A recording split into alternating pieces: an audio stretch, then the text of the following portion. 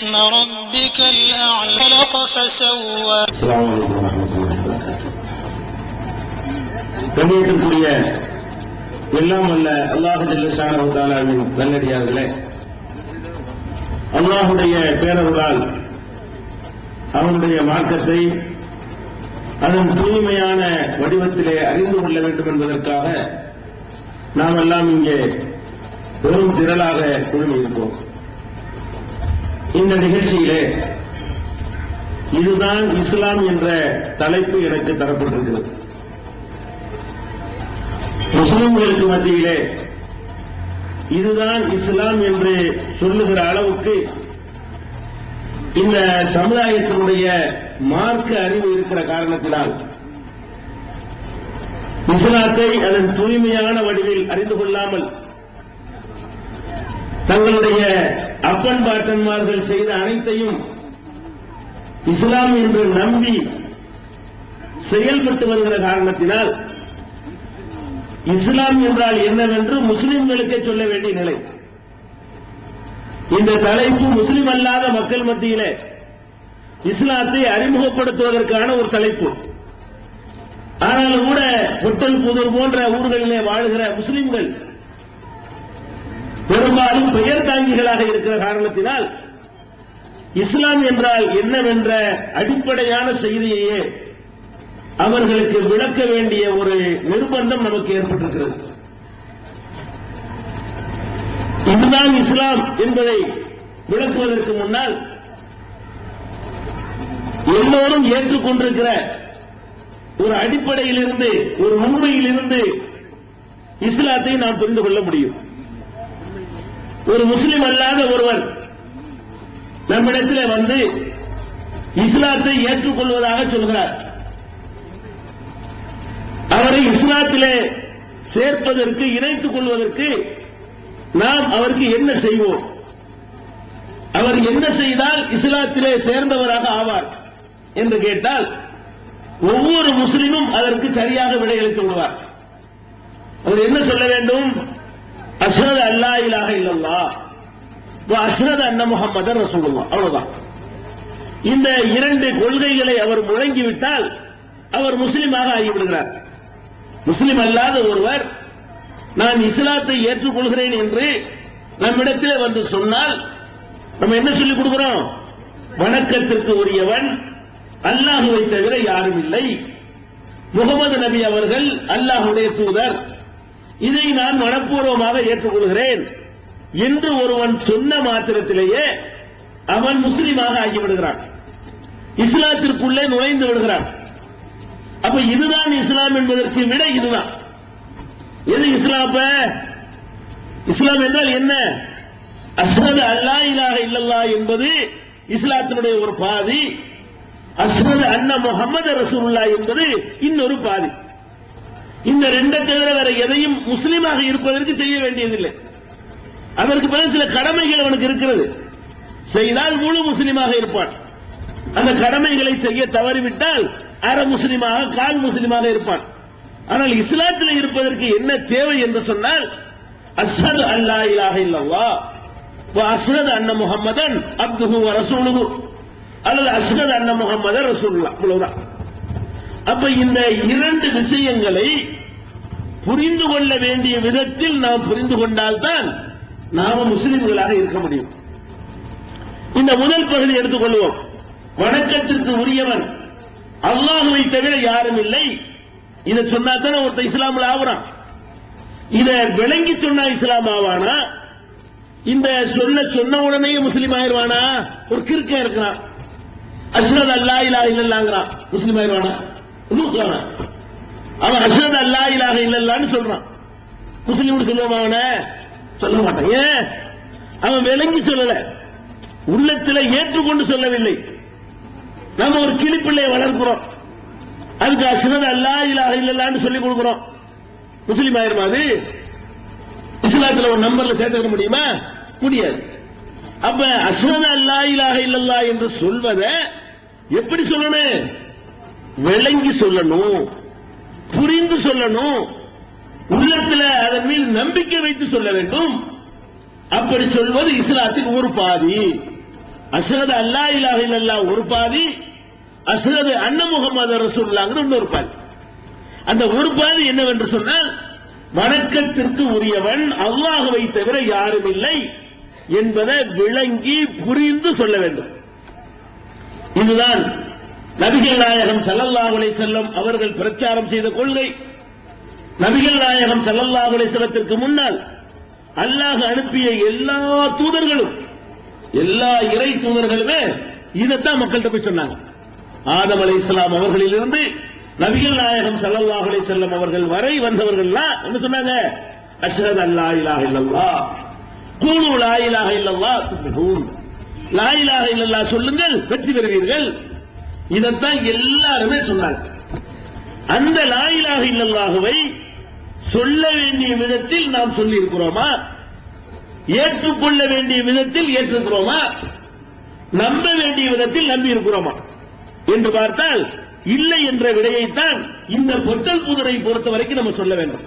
இங்கு வாழ்கிற பெரும்பாலான மக்களை பொறுத்தவரை லா இலாஹ இல்லல்லாஹ் என்ற இந்த திருக்கலிமாவை விளங்க வேண்டிய விதத்தில் விளங்கவில்லை.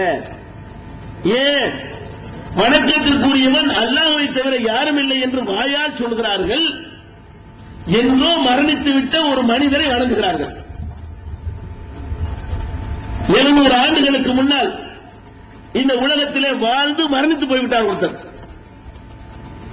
அவர் அல்லாஹ்வுடைய தூதர் ஒன்றும் கிடையாது. அவருக்கு அல்லாஹ்விடத்திலிருந்து எந்த விதமான வஹீயும் வந்தது கிடையாது. அவர் உண்மையிலே நல்லவரா கெட்டவரா என்பது கூட மறுமையில் அல்லாஹ் தீர்ப்பளிக்கும் பொழுதுதான் தெரியும். அப்படிப்பட்ட ஒருவரை கடவுளாக, கடவுளுக்கு மேலாக, அல்லாஹ்வுக்கு சமமாக, சில நேரங்களில் அதற்கு மேலாக வைத்து போற்றி வழிபடக்கூடிய காட்சியை இங்கே நாம் காண்கிறோம். அப்ப இதை என்ன கோளாறு வருகிறது? அல்லாஹ் மட்டும் வணங்கக்கூடிய நாம் எப்படி தர்காக்களை கட்டுகிறோம்? அங்கே சமாதியாக இருக்கக்கூடியவர்கள் எப்படி வணங்குகிறோம்? யானைக்கு கூட சமாதி எழுப்பி அதற்கு எப்படி விழா நடத்துகிறோம்? யானையுடைய கையில துதிக்கையில வாழைப்பழத்தை கொடுத்து வாங்கி அதை சாப்பிட்டால் குழந்தை பிறக்கும் என்று எப்படி நம்ம நம்புகிறோம்? என்றோ இறந்துவிட்ட ஒரு மனிதனுடைய பெயரால் உண்டியலிலே போடுகிற காணிக்கை அவருக்கு சேரும் என்று எப்படி நம்புகிறோம்? அவர் பெயரை சொல்லி கட்டப்பட்ட இடத்திலே நெற்றியை வைத்து நாம் எப்படி சஜிதா செய்கிறோம்? எப்படி அந்த இடத்திலே கையேந்து பிரார்த்தனை செய்கிறோம்? அப்ப வணக்கத்திற்குரியவன் அல்லாஹ்வை தவிர யாரும் இல்லை என்று சொல்கிறோம்.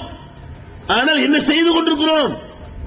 அல்லாஹ்வை தவிர மற்ற ஒருவரை வணங்கிக் கொண்டிருக்கிறோம். ஒரு மனிதரை வணங்கிக் கொண்டிருக்கிறோம். அவர் நல்லவரா கெட்டவரா என்று கூட தெரியாத ஒரு மனிதரை வணங்கிக் கொண்டிருக்கிறோம். அதுக்குதான் இதுதான் இஸ்லாம் சொல்ல வேண்டி இருக்கிறது. அப்ப முதல்ல நீங்க தெரிந்து கொள்ள வேண்டும், ஒரு மனிதரை போய் நம்ம தர்கா கட்டி வணங்குறோம். தர்கான்னு ஒன்னை எழுப்பி அவரை போய் வணங்குறோம். நல்ல மனுஷன், அவரு மகானு.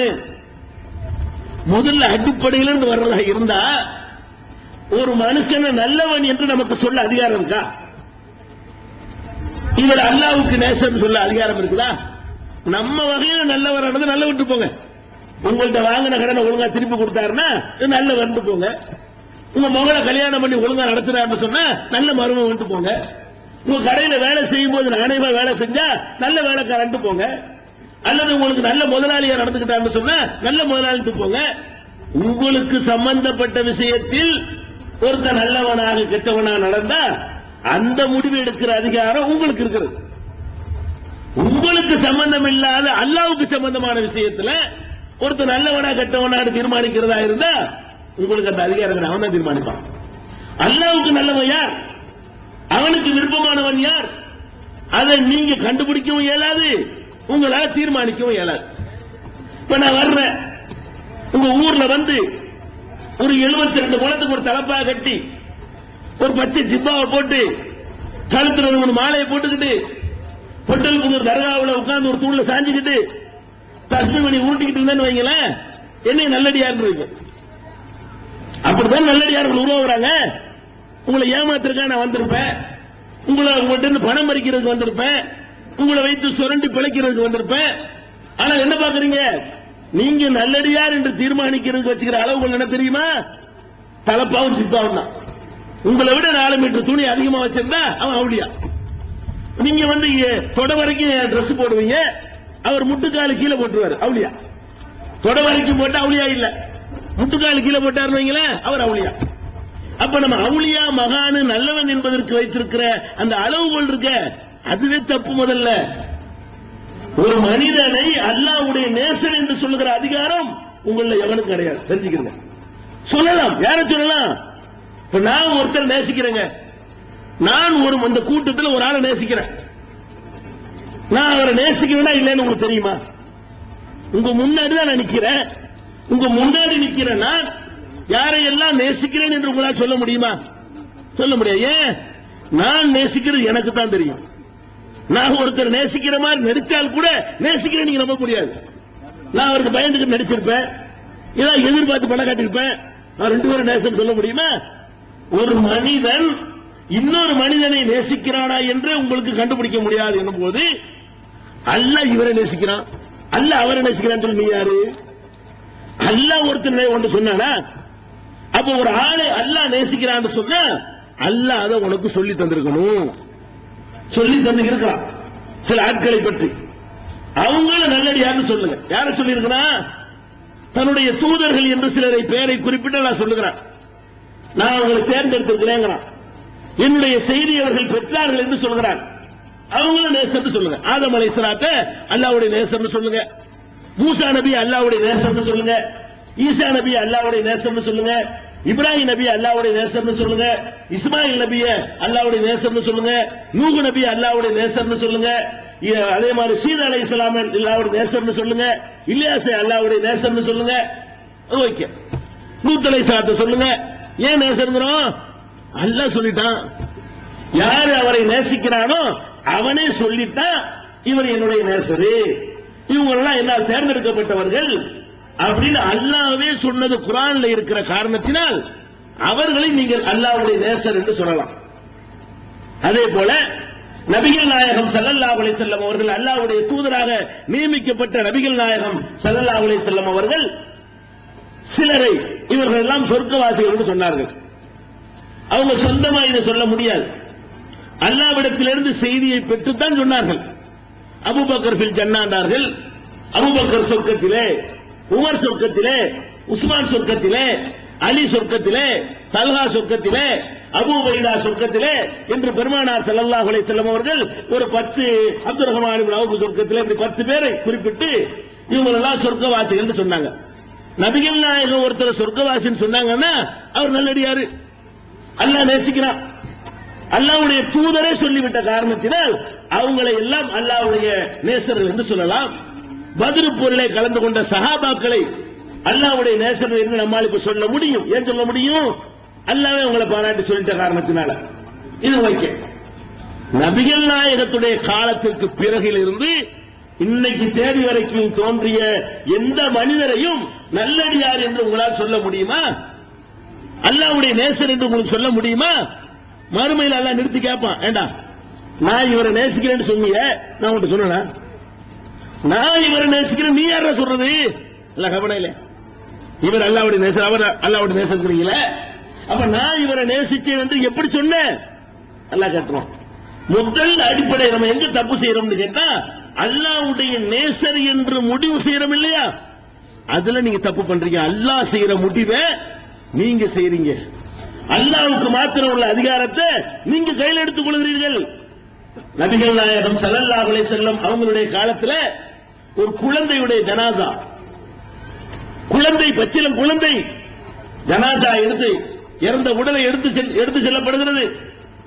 ஆயிஷா நாயகரை பார்த்து விட்டு சொன்னார்கள், ஹாதா உஸ்பூர் மின் அஸாபிரில் ஜன்னா, இது சொர்க்கத்து சிட்டுக்குருவிகளிலே ஒரு சிட்டுக்குருவி.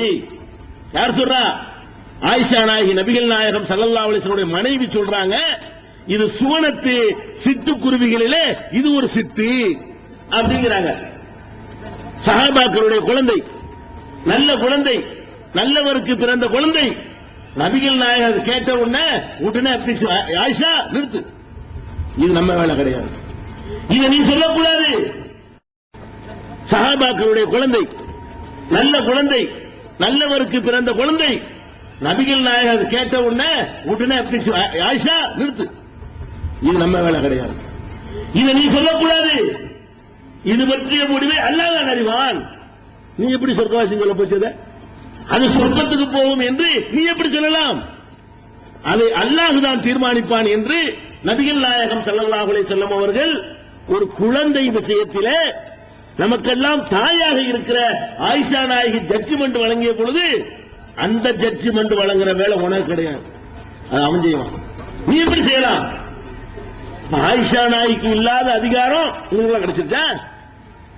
ஆயிஷா நாயகிக்கு ஒரு குழந்தை சம்பந்தமாக தீர்ப்பு சொல்லுகிற அதிகாரம், நல்ல குழந்தை, சொர்க்கத்துக்கு போற குழந்தை என்று சொல்லுகிற அதிகாரம் இல்லை என்று சொன்னால் நீங்க எப்படி அவர் நல்லடியார் இவர் நல்லடியார் இருப்பீங்க? இன்னும் சொல்ல போனால் ஆயிஷா நாயகியாவது கண்ணால இந்த குழந்தையை பார்த்தார்கள். நீங்கள் நல்லடியார்னு சொல்றீங்களே, அவங்க கண்ணால பாத்தீங்களா? சாகுல மீது ஆண்டவர் மகான்கிறீங்களே, அவர் பாத்தீங்களா? அப்துல் கார் ஜீலானி அவரோட நெருங்கி பழகுனீங்களா? அவரோட ஒரு 40 நாள் கூட இருந்து பாத்தீங்களா என்ன செய்யறாரு? ஒண்ணுமே பார்க்கல. சரி, அவருக்கு தெளிவான ரெக்கார்டுகள் ஆதாரப்பூர்வமான வரலாறுகளாவது உண்டா? இல்ல. என்ன பண்ணிட்டாங்க? அந்த காலத்துல பக்கீர் சான் சில பேர் வந்தாங்க. எப்படி இந்த கதை வருதுன்னு கேளுங்களேன். அப்துல் கார் ஜீலானி எப்படி சீனுக்கு வர்றாருன்னு கேட்டா, இந்த பக்கீர் சாக்கள் பிச்சை எடுத்து கொட்டடிச்சுட்டு வருவாங்க. இவங்க படிக்கிற பாட்டு பூரா எப்படி இருக்கும்னா, இந்த முஹிதீன் அப்துல் கார் ஜீலானி என்று அவரை என்ன செய்வாங்க, தந்தானியில் பிறந்தோரே அப்படின்னு படிப்பாங்க. இந்த மாதிரியான ஒரு பாடல்களை முஹிதீன் படிச்சு பிச்சை கேட்டு வந்தவன இவங்க சொல்லி மார்க்கத்தை கத்துக்கிட்டாங்க. ஓ, முஹிதீன் ஒரு முக்கியமான ஆளா இருப்பார் இருக்கு, பிச்சைக்காரன் அவர் பேர சொல்லி பிச்சை கேட்கறான் இப்படின்னு சொல்லிதான் இவரை பத்தி உங்களுக்கு தெரியுமே தவிர அப்துல் கார் ஜீலானியை பற்றி உங்களுக்கு என்ன தெரியும்? ஒரு மனிதனை பற்றி தெரிந்து கொள்வதாக இருந்தால் அவர் எழுதின புத்தகத்தில் இருந்து தெரிந்து கொள்ளலாம். அவர் காலத்தில் வாழ்ந்த ஐ விட்னஸ் இருக்காங்கல்ல, நேரடி சாட்சிகள், அவர்களுடைய சாட்சியத்திலும் தெரிந்து கொள்ளலாம்.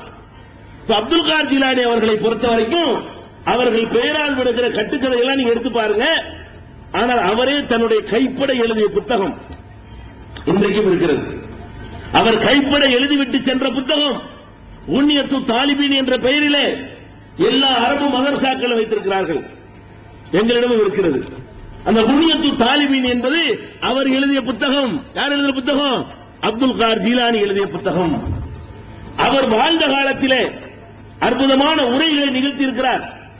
அந்த உரைகளை அவருக்கு பின்வந்து கிட்டத்தில் அவருக்கு பின்வந்தார்கள் இல்லையா, அவங்க எழுதி வைத்திருக்கிறார்கள். ஃபுதூஹுல் கைப் என்ற பெயரிலே, அல் ஃபதுஹுர் ரப்பானி என்ற பெயரிலே அவருடைய உரைகள் தொகுக்கப்பட்டு இருக்கின்றன. அவருடைய உரைகள் தொகுப்பாக 2 புத்தகம் இருக்கிறது. அவரை எழுதிய உன்னியத்து தாலிபீன் என்ற புத்தகம் இருக்கிறது. இதிலிருந்து காட்டி இது அப்துல் கார் ஜீலானியுடையது என்று சொன்னால் சரி, இது ஆதாரத்தோட பேசுறாங்கன்னு சொல்லலாம். இவங்க சொல்ற கட்டுகள் இருக்கு பாருங்க, அது அந்த புத்தகத்திலாம் கிடையவே கிடையாது. இவர்கள் அப்துல் கார் ஜீலானிக்கு 700 வருஷத்துக்கு பிந்தி வரக்கூடியவர்கள். அவர் பேரால எப்படி கட்டி வச்சிருக்காங்க தெரியுமா? அவர் பேர்ல கட்டின அளவுக்கு கப்சா உலகத்தில் யார் பேர்ல கட்டப்பட்டிருக்காரு. உலகத்திலேயே முந்தைய நபிமார்கள் பேர்ல எட்டு கட்டினாங்களே, அதையெல்லாம் தாண்டி இந்த அப்துல் கார் ஜீலானி பேர்ல எப்படிப்பட்ட பக்தியை ஊட்டினார்கள் என்றால், எப்படிப்பட்ட கப்சாக்களை அவிழ்த்து விட்டிருக்கிறார்கள் என்று சொன்னால், நான் ஒரு சில கப்சாக்களை உங்களுக்கு சொல்கிறேன். உலமாக்கள் ஏன்னா இங்க அதான் பேச வேண்டியிருக்கிறது, எங்க எதை பேசினா தானே பேசணும். சில உலமாக்கள் பயான் பண்ணுவாங்க. அப்துல் கார் ஜீலானி பத்தி எப்படி பண்ணுவாங்க தெரியுமா? நபிகள் நாயகம் மேராஜுக்கு போனார்கள். மேராஜுக்கு போய் அல்லாஹ்விடத்தில் பேசிக் கொண்டிருந்தார்கள். பேசிக் கொண்டிருக்கும் பொழுது அல்லாஹ் சொன்னான், முகமது மெதுவா பேசு. அல்லாஹ் சொன்னானா? அல்லாஹ் ரசூல் ஸல்லல்லாஹு அலைஹி வஸல்லம் அழைத்து சென்று மேராஜில உரையாடி கொண்டிருக்கும் பொழுது அல்லாஹ் சொன்னானா, முகமது மெதுவா பேசு. தொட்டிலே அப்துல் கார் தூங்குகிறார். தொட்டிலே யார் தூங்குறதா? அப்துல் கார் ஜீலானி தூங்குறாராம். குழந்தை தூங்குது, நீ என்ன சத்தம் போட்டு பேசுற என்று இது யார் சொன்னது? அல்லாஹ்வுடைய தூதரின் பெயரால் பொய்யை இட்டு கட்டி நரகத்திற்கு தங்களை ரிசர்வ் செய்து கொண்ட மூடர்கள், மார்க்க அறிஞர்கள் என்ற பெயரிலே இந்த கதைகளை பயான்களிலே சொன்னார்களா இல்லையா? இது எந்த கிதாபில் இருக்கிறது? எந்த ஹதீஸ் கிதாப்? மேராஜுக்கு ரசூலுல்லாஹ் போனால் ஹதீஸ் புத்தகத்தில் இருக்குமா இல்லையா? நபிகள் நாயகம் ஸல்லல்லாஹு அலைஹி வஸல்லம் அவர்கள் வாழ்க்கையில் சம்பந்தப்பட்ட சின்னஞ்சிறு அசைவுகளும் நமக்கு பதியப்பட்டிருக்கிறது. அவர்களுடைய மீசையில் எத்தனை நரைமுடி இருக்கும், அதுக்கு ரெக்கார்டு இருக்கிறது. அவர்கள் சிரித்தால் எத்தனை பல் தெரியும், அதற்கு ரெக்கார்டு இருக்கிறது. நடந்து செல்லும் பொழுது கைகளை எப்படி வீசுவார்கள், அதற்கு ரெக்கார்டு இருக்கிறது.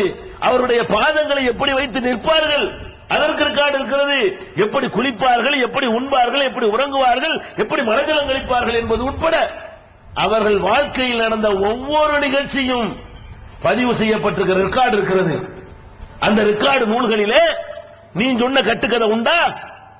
மேராஜில குழந்தை தூங்குது வாயை மூடுன்னு நபிகள் நாயகத்தை எல்லாம் கட்டுப்படுத்தினாங்க. நபிகள் நாயகம் ஸல்லல்லாஹு அலைஹி வஸல்லம் பிறகு அவங்க மேராஜுக்கு போகும்போது இவர் பிறக்கல, 700 வருஷத்துக்கு பிஞ்சு வர போறாரு. அவருக்கு தொட்டில தூங்குறாங்க. இவங்க என்ன கதை என்ன சொல்ல வர்றாங்கன்னு விளங்குதா? அவரை அல்லாஹ்வுடைய புள்ளன்னு சொல்ல வர்றாங்க. பாயிண்ட் விளங்குதா? அல்லாஹ்வுக்கு பக்கத்துல தொட்டில தூங்குனா என் புள்ள என் வீட்டுல தூங்கும்லங்க, அவங்க வீட்டுல அவங்க புள்ள தொட்டில தூங்குமா இல்லையா? அப்ப என்ன சொல்ல வர்றான்? முகமது நீ தூதர் தான், இவர் என் புள்ள, என் புள்ளைக்கு முகத்துல டிஸ்டர்ப் பண்ற மாதிரி சத்தம் போட்டு பேசாத, என் புள்ள தூங்குதா இல்லையா? பாவிகளா, இந்த மாதிரி கதைகள் தானே உங்களுடைய தர்காக்களுக்கு அடிப்படை.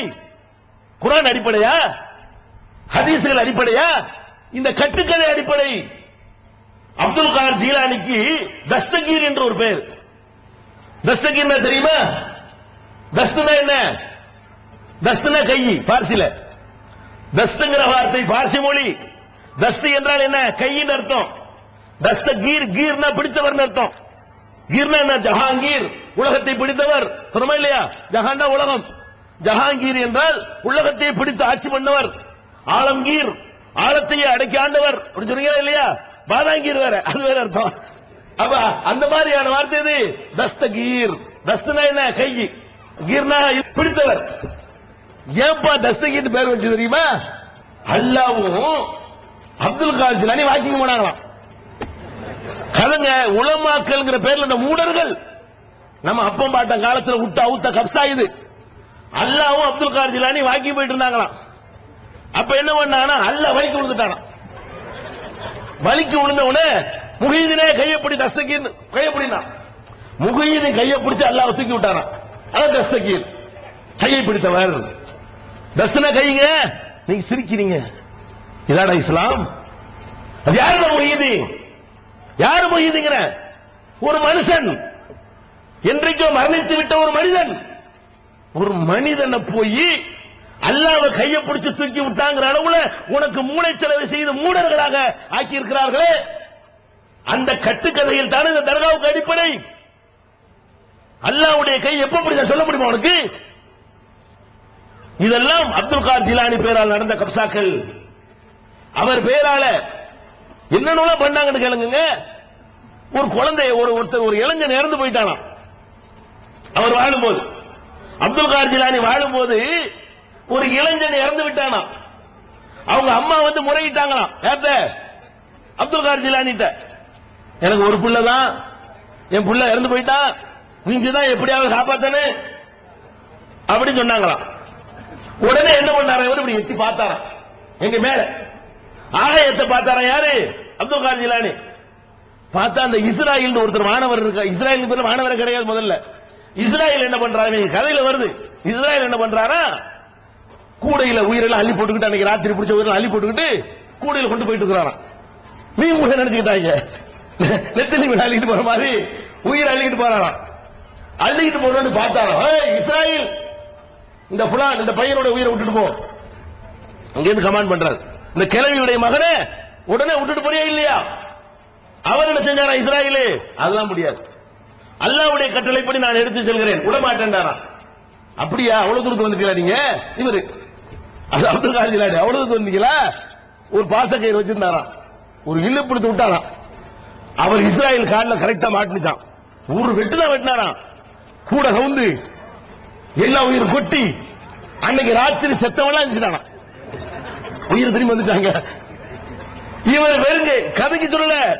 இதுகளை எல்லாம் நாங்கள் சிறுவர்களாக இருக்கும் பொழுது பயான் என்ற பெயரில் இந்த கால் 2 காலால் கேட்டது. உலமாக்கள் பேச எங்கள் இரண்டு நீங்க எல்லாம் கேட்கலாம் காப்பாத்திட்டவங்களை எல்லாம் இந்த இளைஞர்களை எல்லாம் எங்க வயசுல உள்ள ஆளை எடுத்து பார்த்தீர்களே. ஆனால் இந்த கதைகளை அவங்க ஊர்ல கேட்டிருப்பார்கள்.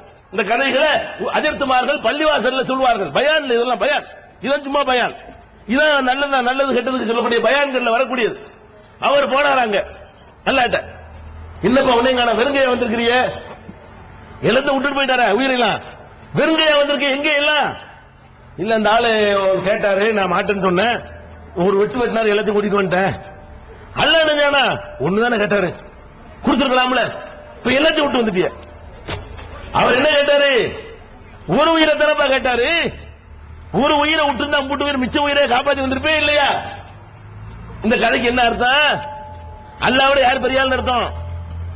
அல்லாவை விட அல்லாஹ் இவருக்கு பயந்து சாவலாம் பாருங்களேன்.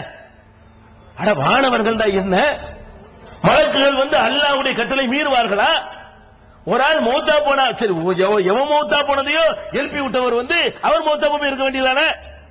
யார் மௌத்தா போனதை காப்பாத்தி விட்டார்லப்பா, அவர் இப்ப கொண்டா முன்னாடி காட்டு அப்துல் காதிர், நான் நம்புறேன் அப்துல் காதிரை கொண்டாந்து இவர் ஆளுன்னு காட்டு. அட அவரே மௌத்தாகி விட்டார், அவரை தன்னை காப்பாற்ற முடியவில்லை. யாரோ மௌத்தா போனதை காப்பாத்தினாரா, உயிரை திரும்ப வரவழைச்சாரா, செத்து போனாலும் பொழைக்க வச்சாரா, என்ன கதை? இதான் பெரியார்களை மதிக்கிற லட்சணமா? இது எந்த கிதாபுல் குர்ஆன்ல இருக்கா? இது குர்ஆன்ல இருக்கான்னு கேக்குறேன். இருக்காது.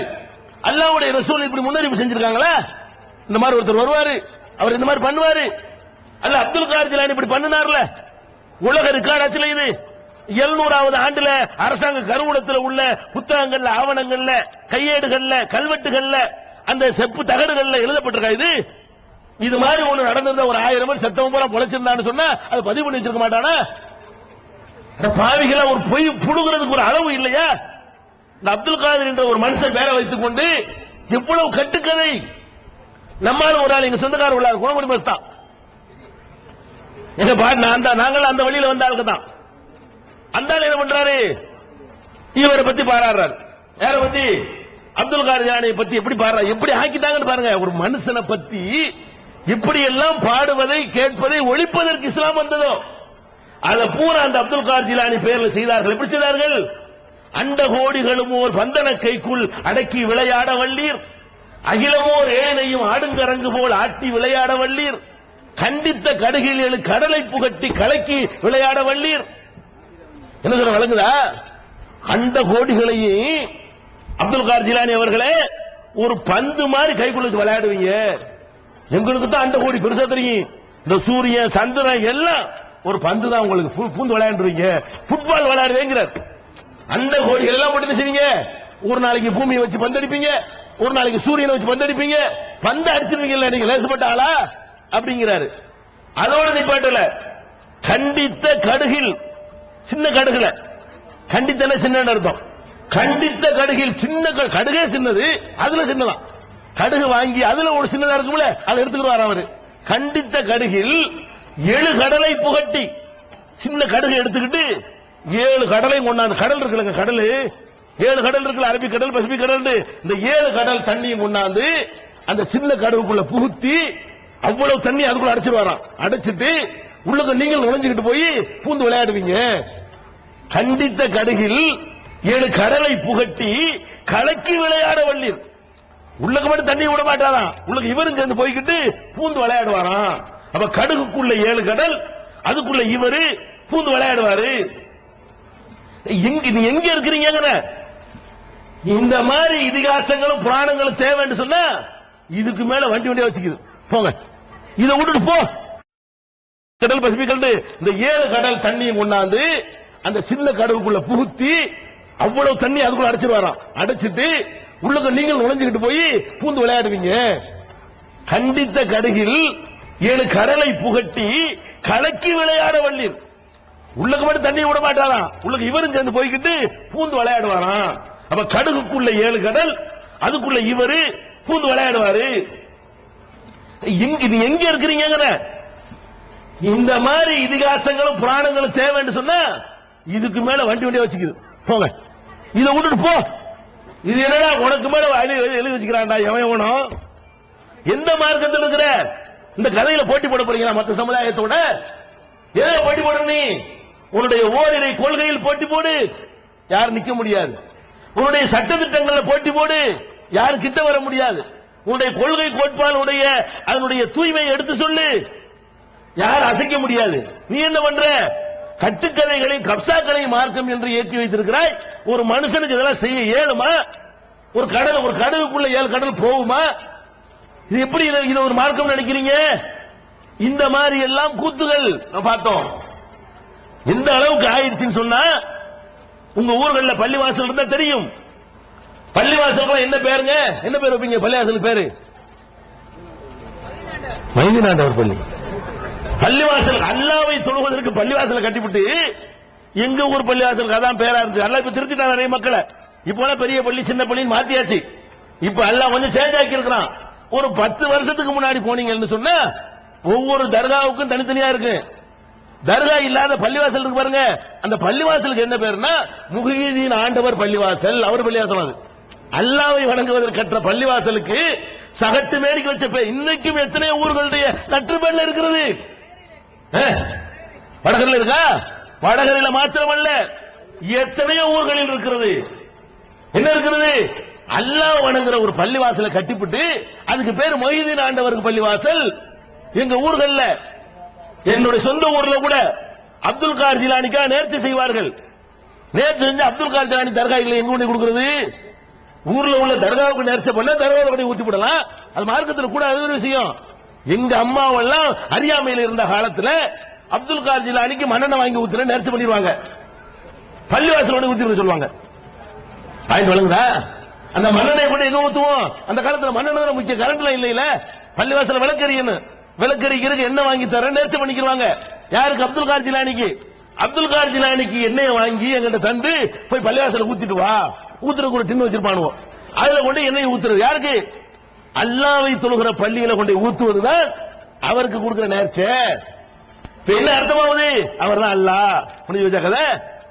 ஒரு மனுஷன் என்னைக்கும் மௌத்தா போன ஒரு மனுஷனை கொண்டு போய் இவ்வளவு பெரிய இடத்துல வைக்கிறீர்களே, இது இஸ்லாமா? எவ்வளவு வயிற்றுல இருக்கும் திருடனை கொண்டாடுங்கிறாங்க. என்ன செத்து போன எலும்பையெல்லாம் திண்டு புட்டு எதிர்த்து கும்பு எதிரில்லாடா எதிர்ச்சிக்கிறாங்க. சுப்ஹானல்லாஹ். இது மாதிரியான கட்டுக்கதைகளை ஒரு மனிதனின் பெயர்ல இன்னைக்கு கூட பாருங்க. நீங்க லூசுங்கிறத காட்டுறேன். எப்படிப்பட்ட லூசுன்னா இங்க உள்ளதான் எழுதி வச்சுக்கிறதான் சொல்றேன். அப்துல் கார் ஜிலானி பேர்ல சில பட்டம் கொடுக்கறாங்க. பட்டம் என்ன பட்டம் தெரியுமா? அவரை கூப்பிடுறாங்க, யா ரூஹாயிலாம். ஜிப்ரீல் மீகாயில் வருது இல்லங்க. இதை பார்த்தான் மட்டை எண்ணுவதான் இவங்களுக்கு வழிகாட்டி என்பதற்கு ஆதாரம் என்ன தெரியுமா? ஜிப்ரீல்னா அப்படி ஒரு வார்த்தை மார்க்கத்தில் இருக்குது, மீகாயில்னா அப்படி ஒரு வார்த்தை இருக்குது. இவங்க என்ன எழுதிருக்காங்கன்னா, ஒரு இடத்துல எழுதிக்கிறான் யா ரூஹாயில் ஒரு வார்த்தை எடுத்து காட்டு, அர்த்தம் சொல்லு. ரூஹாயில் என்ன அர்த்தம்? யா மத்ராயிலாம் வாயில ஈல் சேர்த்துக்கிட்டு வாயில வந்தெல்லாம் எழுதிருக்கிறானுவோ. இதை கேட்டு நம்மளை எல்லாம் மூடனாக்கிருக்கான். அம்புட்டு பேரும் சேர்ந்து இந்த அஜர்த்துமான் வந்தவன் என்ன பண்ணிட்டான்? அரபு தெரியாத இந்த மக்களுடைய அறியாமையை பயன்படுத்தி இந்த பொட்டல் புதூர் தர்காவா இருந்தாலும் சரி, அப்துல் கார் ஜிலானியை பற்றி சொல்லுகிற புத்தகங்களா இருந்தாலும் சரி, அதுல இப்படி எழுதப்பட்டு என்னவா அஜ்மாயில் ஒரு வார்த்தை கிடையாது. அப்புறம் தர்தாயில், அதுக்கப்புறம் ரூஹாயில், அதுக்கப்புறம் மத்ராயில், அதுக்கப்புறம் கத்ராயில், இதெல்லாம் இருக்குது. மத்ராயில், கத்ராயில், அதுக்கப்புறம் லவ்மாயில், அதுக்கப்புறம் என்னன்னா அம்லாயில், ஷர்தாயில், ஹம்ராயில், அவர் பேரு சுத்தி எழுதி பார்த்து போய் சுத்தி எழுதிருக்கா. இந்த வார்த்தைக்கு மாத்திரம் நீ அர்த்தம் சொல்லி நீ சொல்லு. நான் கேட்கிறேன், உனக்கு எழுதி தந்தாலும் கூமுட்ட அவன்கிட்ட போய் இந்த வார்த்தைக்கு என்னடா அர்த்தம்? ஷர்தா இல்ல என்னடா, ஹம்ரா இல்ல என்னடா, வாயில வந்தது போட்டு ஈலுங்கிறானுங்க. இந்த ஜிப்ரீல் மீகாயில் சுப்ஹானல்லாஹ். எவ்வளவு பெரிய மூடர்களாக நம்மளை ஆக்கிட்டாங்க பாத்தீங்களா?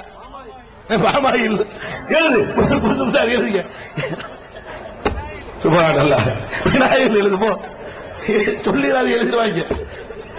எதுக்கு சொல்றேன்னு கேட்டா, இந்த மாதிரி எல்லாமே எழுதி நம்மளை கெடுத்து விட்டார்கள். அன்பு சகோதரர்களே, முதல்ல வழங்கிக் கொள்ள வேண்டும்.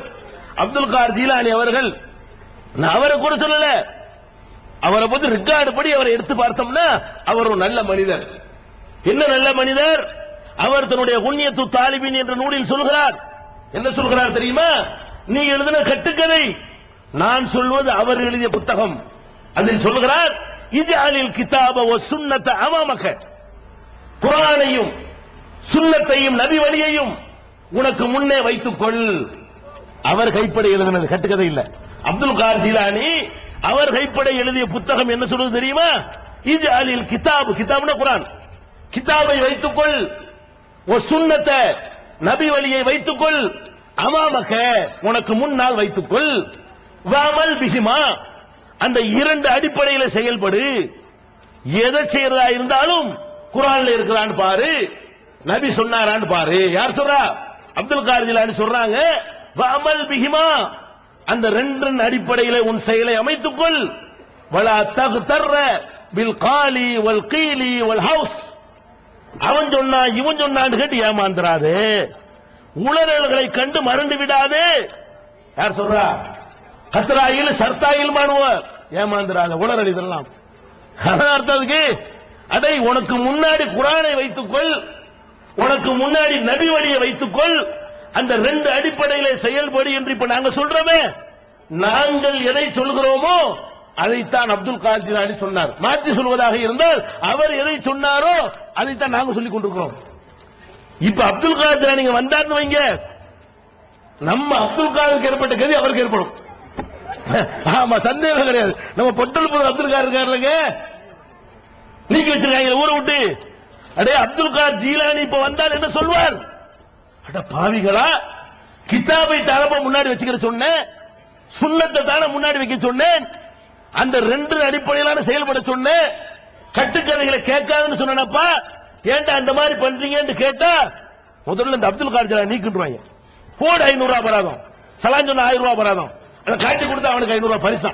இந்த ஊர்லங்க நாம அப்துல் காதர் சகோதரர் ஊர் நீக்கம் பண்ணிருக்காங்க. ஊரை நீக்கிவிட்டு அவர்கிட்ட யாராவது ஜாமான் வாங்கின 1000 ரூபாய் ஃபைனு, காவல்துறை அதிகாரிகளை குறித்துக் கொள்ளுங்கள். கம்பி என்ன வைக்கும் அவ்வளவு வரையும் தெரிஞ்சுக்கிறீங்க. இங்க உள்ள நிர்வாகம் நினைச்சிட்டு இருக்கீங்களா? லேட் ஆகும். நாங்க அதுக்குள்ள காய்கள் நடத்திக்கிட்டு இருக்கிறோம். இந்த ஊர் நீக்கம் போட்டது, கையெழுத்து போட்டாலும் தண்டோரா போட்டாலும் அவன் சொன்ன தண்டோரா போட்டிய அவனை விட மாட்டோம். எல்லாம் கம்பி என்னுவ ஒரு மனுஷன் பேசுற தடுக்க ஜனநாயகத்தில் இடம் உண்டா? நாட்டு சட்டத்துல இந்த சட்டத்தை மீறிய மூத்தவள்ளிகள், பெரியவர்கள், நிர்வாகிகள், அஜர்த்துமார்கள், தூண்டிவிட்டவர்கள், கையெழுத்து போட்டவர்கள் மினிட்ல இருந்து அழிச்சு விட தெரியாம இதோட வாபஸ் வாங்கிக்க. இல்லை என்று சொன்னால் சுப்ரீம் கோர்ட்டுடைய கதவு வரைக்கும் தட்டி இந்த காரியத்தை அப்துல் காதருக்கு நீங்கள் செய்த அநீதிக்கு நீதி கேட்குவோம், சட்டையை கலட்டி உங்களை உள்ள தள்ளுவோம். சந்தேகமே கிடையாது. நினைச்சிட்டு இருக்கீங்களா? அப்ப அப்துல் காதர் ஜீலானி ரஹ்மத்துல்லாஹி அலைஹி அவர்கள் எதை சொன்னார்களோ அதைத்தான் இந்த பொட்டன்புதூர் அப்துல் காதர் சொன்னார். அதுக்கு தான் இந்த பரிசு. ஊர் நீக்கமா யாராவது அப்துல் காதருக்கு சலான் சொன்னதை பார்த்து இன்னாரு அப்துல் காதருக்கு சலான் சொன்னான்னு காட்டி கொடுத்தா அவருக்கு 500 ரூபாய் பரிசா. ரொம்ப மூர்க்கம். அபூ ஜஹல் எல்லாம் வென்ற மூர்க்கம். நிக்கும் நினைக்கிறீங்களா? இந்த உருட்டல் மிரட்டல்கள் 25 ஆண்டுகளாக பார்த்து வருகிறோம். நாகூரில் பார்க்காத மிரட்டலா? தொழுது கொண்டிருந்தவனை தூக்கி கொண்டே ஹவுலில் போட்டார்கள். இன்னைக்கு போடுவியா? கை இருக்குமா? முறிச்சிட மாட்டோம். அன்னைக்கு நாகூர்ல செஞ்சீங்க. பேசிக் கொண்டிருக்கும் பொழுது சேர்களை விட்டு எடுத்து லைட்டை உடைத்தார்கள், என்னை தாக்கினார்கள், வந்திருந்த மக்கள் மீது அடக்குமுறை செய்தார்கள். 20 ஆண்டுகளுக்கு முன்னாடி. இன்னைக்கு செய்தியா? நாகூர்ல கூடு பார்க்க ஆள் இல்லை. இன்னைக்கு அல்ல என்ன ஆகிட்டான்? தேர் இழுக்கிறதுக்கு வேற சமுதாய மக்களை கூட்டிட்டு வர அளவு கேவலப்பட்டு போய்விட்டீர்கள். ஒரு முஸ்லீம் அதை சீண்டுவது இல்லை, பெண்கள் கூட்டம் குழுமுவதில்லை, முஸ்லிம் பெண்கள். காலமா நினைச்சுக்கிட்டு இப்படி ஓட நினைக்கிறீங்களா? அப்துல் காதர் மட்டும் தனியா இருப்பார் நினைக்கிறீங்களா? நிர்வாகமே கையில வரும். இன்ஷா அல்லாஹ் மக்கள் மாறுவார்கள், நிர்வாகம் கையில் வரும். அப்துல் காதர் ஜீலானி ரஹ்மத்துல்லாஹி அலைஹி அவர்கள் சொன்னதை நல்லா கவனியுங்கள். அல்லாஹ்வுடைய வேதத்தை முன்னால் வைத்துக்கொள், அல்லாஹ்வுடைய தூதருடைய சுன்னத்தை வைத்துக்கொள் என்று சொன்னார்கள். அந்த அப்துல் காதர் ஜீலானி மொழியிலேயே உங்களுக்கு நான் சொல்கிறேன். நீங்கள் தர்காவை கட்டி வைத்திருக்கிறீர்கள். இதற்கு நீங்கள் என்ன செய்ய வேண்டும்? யார் பேர்ல கட்டுகிறீர்கள்? அந்த பெரியாருடைய அப்துல் காதர் ஜீலானியுடைய பெயரில் கட்டுகிறீர்கள். அவர் தன்னுடைய நூலில் எழுதி இருக்கிற அளவுகோல் படி சுன்னத்தை, நபி வழியை முன்னால் வைத்து பார்த்தால் தர்கா கட்ட அனுமதி இருக்கா? நஹா ரசூலுல்லாஹி ஸல்லல்லாஹு அலைஹி வஸல்லம் அன் யுப்னல் குபூர், சமாதிகள் கட்டப்படுவதை நபிகள் நாயகம் ஸல்லல்லாஹு அலைஹி வஸல்லம் அவர்கள் தடை செய்தார்கள். சஹீஹ் முஸ்லிம்ல இருக்கிற ஆதாரபூர்வமான ஹதீஸ். நஹா ரசூலுல்லாஹி ஸல்லல்லாஹு அலைஹி வஸல்லம் அன் யுஜஸ்ஸஸல் குபூர், சமாதிகள் பூசப்படுவதை நபிகள் நாயகம் ஸல்லல்லாஹு அலைஹி வஸல்லம் அடியோடு தடை செய்தார்கள். இதான் நபி வழி. அப்துல் கார் ஜீலானி ரஹ்மத்துல்லாஹி அலைஹி அவர்களை நீங்கள் மதிப்பதாக இருந்தால் உங்களுடைய கைகளால் இதை அப்புறப்படுத்த வேண்டும். ஒரு மனிதரை மதிப்பது என்பது அவருடைய கட்டளைக்கு கொடுக்கிற மதிப்பில் தான் இருக்கிறது. அவர் சொல்வதை கேட்காமல் மேடை போட்டு பாராட்டுவதில் அவருக்கு மதிப்பு கிடையாது. அவர் சொல்லுகிறார், அப்துல் கார் ஜீலானி சொல்கிறார், குர்ஆன்ல உள்ளபடி நட, நபிகள் நாயகம் சொன்னபடி நட. நபிகள் நாயகம் சொன்னது இது. உனக்கு திராணி இருந்தால் உங்களை வழிகெடுத்த அந்த உலமாக்கள், உங்களை நான் குறை சொல்ல மாட்டேன், உங்களை வழிகெடுத்த அந்த மூட உலமாக்களை கொண்டு வா. இப்படி தர்கா கட்டலாம் ஆதாரத்தை காட்டு. உனக்கு திராணி இருந்தா நான் 2 தர்கா சேர்த்து கட்டி தந்து போறேன். ஆதாரம் காட்டு. நபிகள் நாயகம் நான் சொல்றேன், ஆதாரம் காட்டி விட்டேன். இந்த மாதிரி கட்டுவதை நபிகள் நாயகம் தடுத்தார்கள். மனுஷன் பேரால் வழிபாட்டு தலம் எழுப்புவதை நபிகள் நாயகம் தடுத்தார்கள் என்று நான் சொல்கிறேன். அரபி மூலத்தோடு சொல்கிறேன், நூலுடைய பெயரை சொல்கிறேன். உன்னுடைய உலமாக்களுக்கு சந்தேகம் இருந்தா கூட்டிட்டு வா. என்னப்பா சொல்ற, எடுத்து காட்டுங்க. இப்ப எடுத்து போட்டு போறேன்.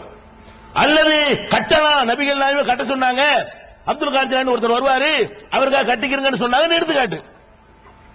எங்க ஊர்ல கட்டிக்கிறோம்? அதே பொட்டல் போல மட்டும் கட்ட அல்லாஹ்வுடைய ரசூல் சொல்லியிருந்தாங்கன்னு சொன்னா எல்லா ஊர்லயும் கட்டிட்டு போறோம். அப்ப இதான் நபிகள் நாயகத்தை மதிக்கிற முறையா?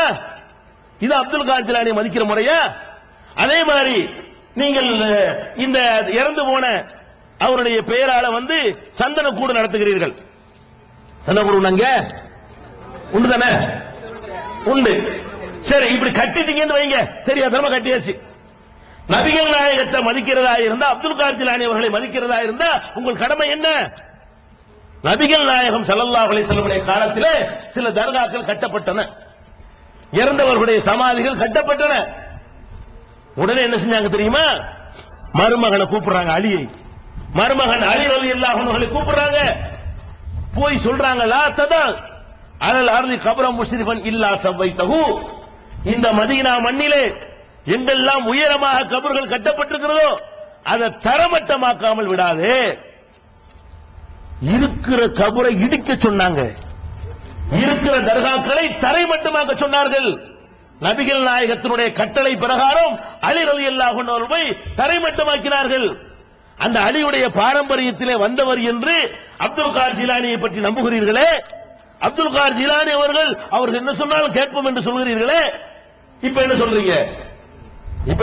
என்ன மரண வேளையிலே சக்ராத் ஹாலிலே அவர் என்ன சொன்னாரு? என்ன சொல்லி மரணித்தார்? அவருடைய ஃபுத்துஹுல் கைபிலே, ஃபத்துஹுர் ரப்பானியில என்ன இருக்கிறது? அத்தௌஹீத், அத்தௌஹீத் வஜமாஉல் குல்லி தௌஹீத். ஏகத்துவமே உயிர் மூச்சு, ஏகத்துவமே உயிர் மூச்சு, அனைத்துக்கும் உயிர் மூச்சு ஏகத்துவமே என்று முழங்கி மரணித்தவர் அப்துல் கார் ஜீலானி. ரிக்கார்டு பிரகாரம், கட்டுக்கதை பிரகாரம் அல்ல. இப்படி தௌஹீத் தௌஹீத் என்று கடைசி வரை சொல்லி மரணித்திருக்கிற அப்துல் கார் ஜீலானியின் பெயரால் நீங்கள் தர்கா கட்டுவீர்களா? இன்றைக்கு அப்துல் கார் ஜீலானியை அல்லாஹ் ஒரு பேச்சுக்கு எழுப்பி இந்த பொட்டல் பொருளை கொண்டு விட்டு உன்னுடைய ஏதாவது ஒரு ஆசை இருந்தா சொல்லு, நிறைவேற்றுறேன் அல்லாஹ் கேட்டா ஒரு கடப்பார கூட அல்லான்னு கேட்பார். இன்றைக்கு அப்துல் கார் ஜீலானியை அல்லாஹ் ஒரு பேச்சுக்கு எழுப்பி இந்த பொட்டல் பொருளை கொண்டு விட்டு உன்னுடைய ஏதாவது ஒரு ஆசை இருந்தா சொல்லு, நிறைவேற்றுறேன் அல்லாஹ் கேட்டா ஒரு கடப்பார கூட அல்லான்னு கேட்பார். எதுக்கு? நானே இடிச்சு போடுறேன், என் பேர்ல கட்டினதை என்ன செய்யறேன், இது ஒண்ணுதான் இல்ல பார்த்தான்னு வைங்க. அப்துல் கார் ஜீலானி இப்ப எழுப்பி அல்லாஹ் கேட்டான்னு சொன்னா, இது அவருக்கு தெரிஞ்சுன்னு சொன்னா என்ன செய்வாரு? யா அல்லாஹ் ஒரு கடப்பாரை கூட இந்த மாதிரி அநியாயம் பண்றாங்களே, தகர்த்துருவாரு. நான் கேட்கிறேன், என்றோ மரணித்த ஒரு மனிதர் இங்க ஏதோ பண்ணுவார் நினைக்கிறீங்களே? நான் கெட்டதுலயும் நல்லது இருக்குன்னு சொல்லுவாங்கல்ல. பாபர் மசூதி இடிச்சாங்க, கெட்டதுதான் அது. அதுல ஒரு நல்லது என்ன? இந்த சமுதாயம் விழிச்சது, இந்த சமுதாயத்துக்கு மார்க்கப்பட்டு வந்துச்சு, தொழக்கூடியவர்கள் அதிகமானார்கள், ஒரு யூனிட் ஆனார்கள். கண்ட கழுதையெல்லாம் நம்பி பின்னாடி போனவெல்லாம் நமக்கு எவனை நம்ப முடியாது என்ற முடிவுக்கு வந்தார்கள். கெட்டதுதான் பள்ளியாசல் இடிச்சது, அதுல ஒரு நல்லது. ஈராக்கில் லட்சக்கணக்கான மக்கள் கொன்று குவிக்கப்படுகிறார்கள். கிளவி உயிரை, கிளவி மோ உயிரை மீட்பதற்காக பாசக்கயிறை வீசியவர், அந்த ஹெலிகாப்டர்களை பிடிச்சி இருப்பதற்காக ஒரு கயிறு வீசியிருக்க வேண்டாமா? ஒரு வெட்டு இருக்க வேண்டாமா? அந்த டெய்ஸி கட்டர் குண்டை போட்டானே அது ஒரு இழுத்து இழுத்து போய் வாஷிங்டன்ல கொண்டு போட்டிருக்க வேண்டாமா? கதை விடுறீங்களா? அல்ல சாயத்தை வெளுக்க வைக்கிறான். டேய் இந்த பார் காட்டிட்டான், கெட்டது ஈராக்கில் நடந்தது, அதுல நல்லது என்ன? இந்த மாதிரி கூட உலமாக்கள் சொல்ல கேட்டுவிட்டு என்ன நினைக்கிறாங்க? அப்துல் காதிர் அல்ல நினைச்சீங்களா இல்லையா? எங்க அம்மாவளா சின்ன பிள்ளைல உட்காரும்போது யாமுஹிதீன் உட்காருவாங்க. எங்க அம்மா இப்ப மாத்திக்கிட்டாங்க. எங்க அம்மாவெல்லாம் நாங்கள் சிறுவர்களாக இருந்து பார்த்த போது கீழே உட்கார்ந்தாங்கன்னு வைங்க, யாமுஹிதீன் தான் சொல்லி உட்காருவாங்க. எந்திரிச்சா யாமுஹிதீன் இப்படிதான் செய்வாங்க. பொம்பளைகளுக்கு பெருசா வேதனை வரும்னு வைங்க, கிட்டத்தில் உள்ள கிளவி எல்லாம் சொல்லி கொடுக்கும். யாமுஹிதீன் சொல்லு, அல்ல சொல்ல யாமுஹிதீன் சொல்லு. பிரசவிக்கிற நேரத்தில் யாமுஹிதீன் சொன்னா தான் என்னவாகுமா? அவர் தான் கூப்பிடணுமா? லேசா மருத்துவம் பாப்பார் போல இருக்கு, பிரசவத்தை லேசாகிட்டு போயிருவாராம். இப்படி உட்கார்ந்தா யாமுஹிதீன், நுழைஞ்சா யாமுஹிதீன். இன்னமும் கிளறு கட்டைகள் அல்லாஹ் ரசூல் மொய்தீன் என்பாங்க. அதே மொய்தீன் அல்லாஹ் ரசூல் ஓகே, அதே மொய்தீன் யாரு? அது யாருங்க மொய்தீன்? அல்லாஹ் குணவனா? அப்ப அல்லாஹ் ரசூல் மொய்தீன் சொல்றீங்களே, முஹிதீன் நினைச்சிட்டு இருந்தீங்க, புருஷன் நினைச்சிட்டு இருந்தீங்க. அடிதான் பாருங்க, உடனே காண மொய்தீங்கிற உடனே காணாம இன்னும் அவர் மேலே விட்டு போயிட்டாங்களே, தர்கா சிதிலமாய் போச்சே உடனே காண. அவர் அடங்கி இருக்கிற இடத்துக்கு இந்த கதின்னா, நீ கற்பனை கதையை சொல்லிக்கிட்டு ஒழு செய்ய வந்தாரா, தண்ணி கிடைக்காம பொட்டல் புது ஆத்துல ஒழு செஞ்சாரா, அதுக்காக வேண்டி அங்கே ஒரு தர்காவாம். முதல்ல இந்தியாவுக்கு வந்தார் அவரு. அவர் பகதாதில் உள்ள ஒரு கல்லூரியில் பேராசிரியராக இருந்தார். அவருக்கு அதுக்கு தான் நேரம் சரியா இருந்துச்சு. ஹஜ்ஜிக்கு போயிருக்கிறாரு. இப்ப இந்தியாவுக்கு வந்தாரு. என்னமோ இந்தியாவுக்கு வருது களத்துள்ள வர நினைச்சிட்டானோ, எப்படி இந்தியாவுக்கு வந்தாரு? அப்ப அப்துல் காதிர் ஜிலானி என்ற அவர் இந்தியாவில் எந்த பகுதிக்கும் வந்தது கிடையாது, வரவே கிடையாது. பாக்தாதுல வாழ்ந்தார், பாக்தாதுல படிச்சு கொடுத்தார், பாக்தாதிலே மௌத்தாகி விட்டார். ஹஜ்ஜி கடமை ஒரு நிறைவேற்ற சென்றிருக்கிறார், வேற எங்கேயும் போனது கிடையாது. இதான் அவருடைய வரலாறு. என்ன பண்ணிட்டான்? இந்த அஜர்த்துமார்கள் விட்டு அடிச்சதெல்லாம் நம்பி நம்பி இங்கதான் ஒழு செஞ்சாரு, இங்க வெத்தலை போட்டாரு, இங்கதான் பீடி குடிச்சாரு சொல்லி இப்படிலாம் கதை. இப்படி எடுத்துக்கொண்டு என்ன செய்யறது? இந்த மாதிரியாக அவர் பேரால 2 ஊர்ல அநியாயம் நடக்குது. ஒன்னு பொட்டல்புதூர், இன்னொன்னு மதுரை. மதுரையில என்ன கிடையாது அவர் பேர்ல, அப்துல் காதிர் ஜிலானி பேர்ல கபரு இல்லாத தர்காங்க. கபரு இல்லாத தர்கா 2 இருக்குங்க தமிழ்நாட்டுல. கபரு கிடையாது, ஆனா அவர் பேர்ல தர்கா இருக்கும். ஒன்னு இங்க, ஒன்னு மதுரை. இது என்ன 2 பேர்? என்ன இவன் சொல்றான் இங்கதான் ஒண்ணு செஞ்சாருங்கிறான், அவன் சொல்றான் அங்கதான் வெத்தலை போட்டாருங்கிறான். மதுரையில வெத்தலை போட்டாருங்கிறான், ஒண்ணு செஞ்சாருங்கிறான். அவர் வரவே இல்லை. இங்க ரோட்ல தேர் இழுப்பாங்க, ரோட்ல கப்பல் விடுங்க. அப்துல் காதிர் ஜிலானி மாலத்தீவுல மூழ்கி போச்சா ஒரு கப்பல் சரக்கோட நேர்ச்சி பண்ணாங்களா மக்கள்லாம். அப்படி மூழ்கின கப்பல் அப்படி நிமிந்து அப்படி மொத்தமா அப்படி கரை சேர்ந்துருச்சான்.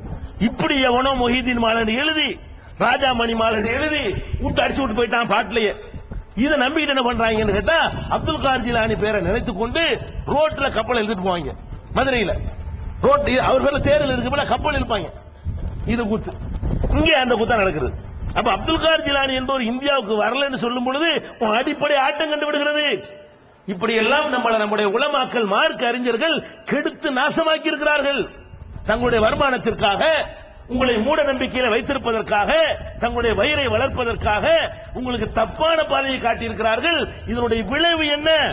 எங்க போய் நிப்பீங்க நினைக்கிறார்? மறுமையில போனவன யாரெல்லாம் நீ என்ன செஞ்சேன்னு கேட்பான் நம்மள. நான் அப்துல் காதிர் ஜிலானிக்கு தேங்காய் உடைச்சேன், அப்துல் காதிர் ஜிலானிக்கு உண்டியல் போட்டேன், கை செஞ்சு வச்சேன், கால் செஞ்சு வச்சேன், விளக்கமா தடி வாங்கினேன். அதெல்லாம் வாங்குறாங்கல்ல மயிலர கடி, விளக்கமா தடி வாங்கினேன், அங்க பள்ளி பாச்சா கரப்பான் எல்லாம் குடிச்சேன். அந்த அது விழுந்த எண்ணெயை அங்க கொண்டு எண்ணெயை வச்சு போடுறதுங்க.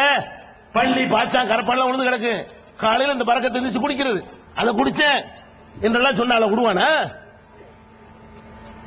நன்றாக நினைத்துக் கொள்ளுங்கள்.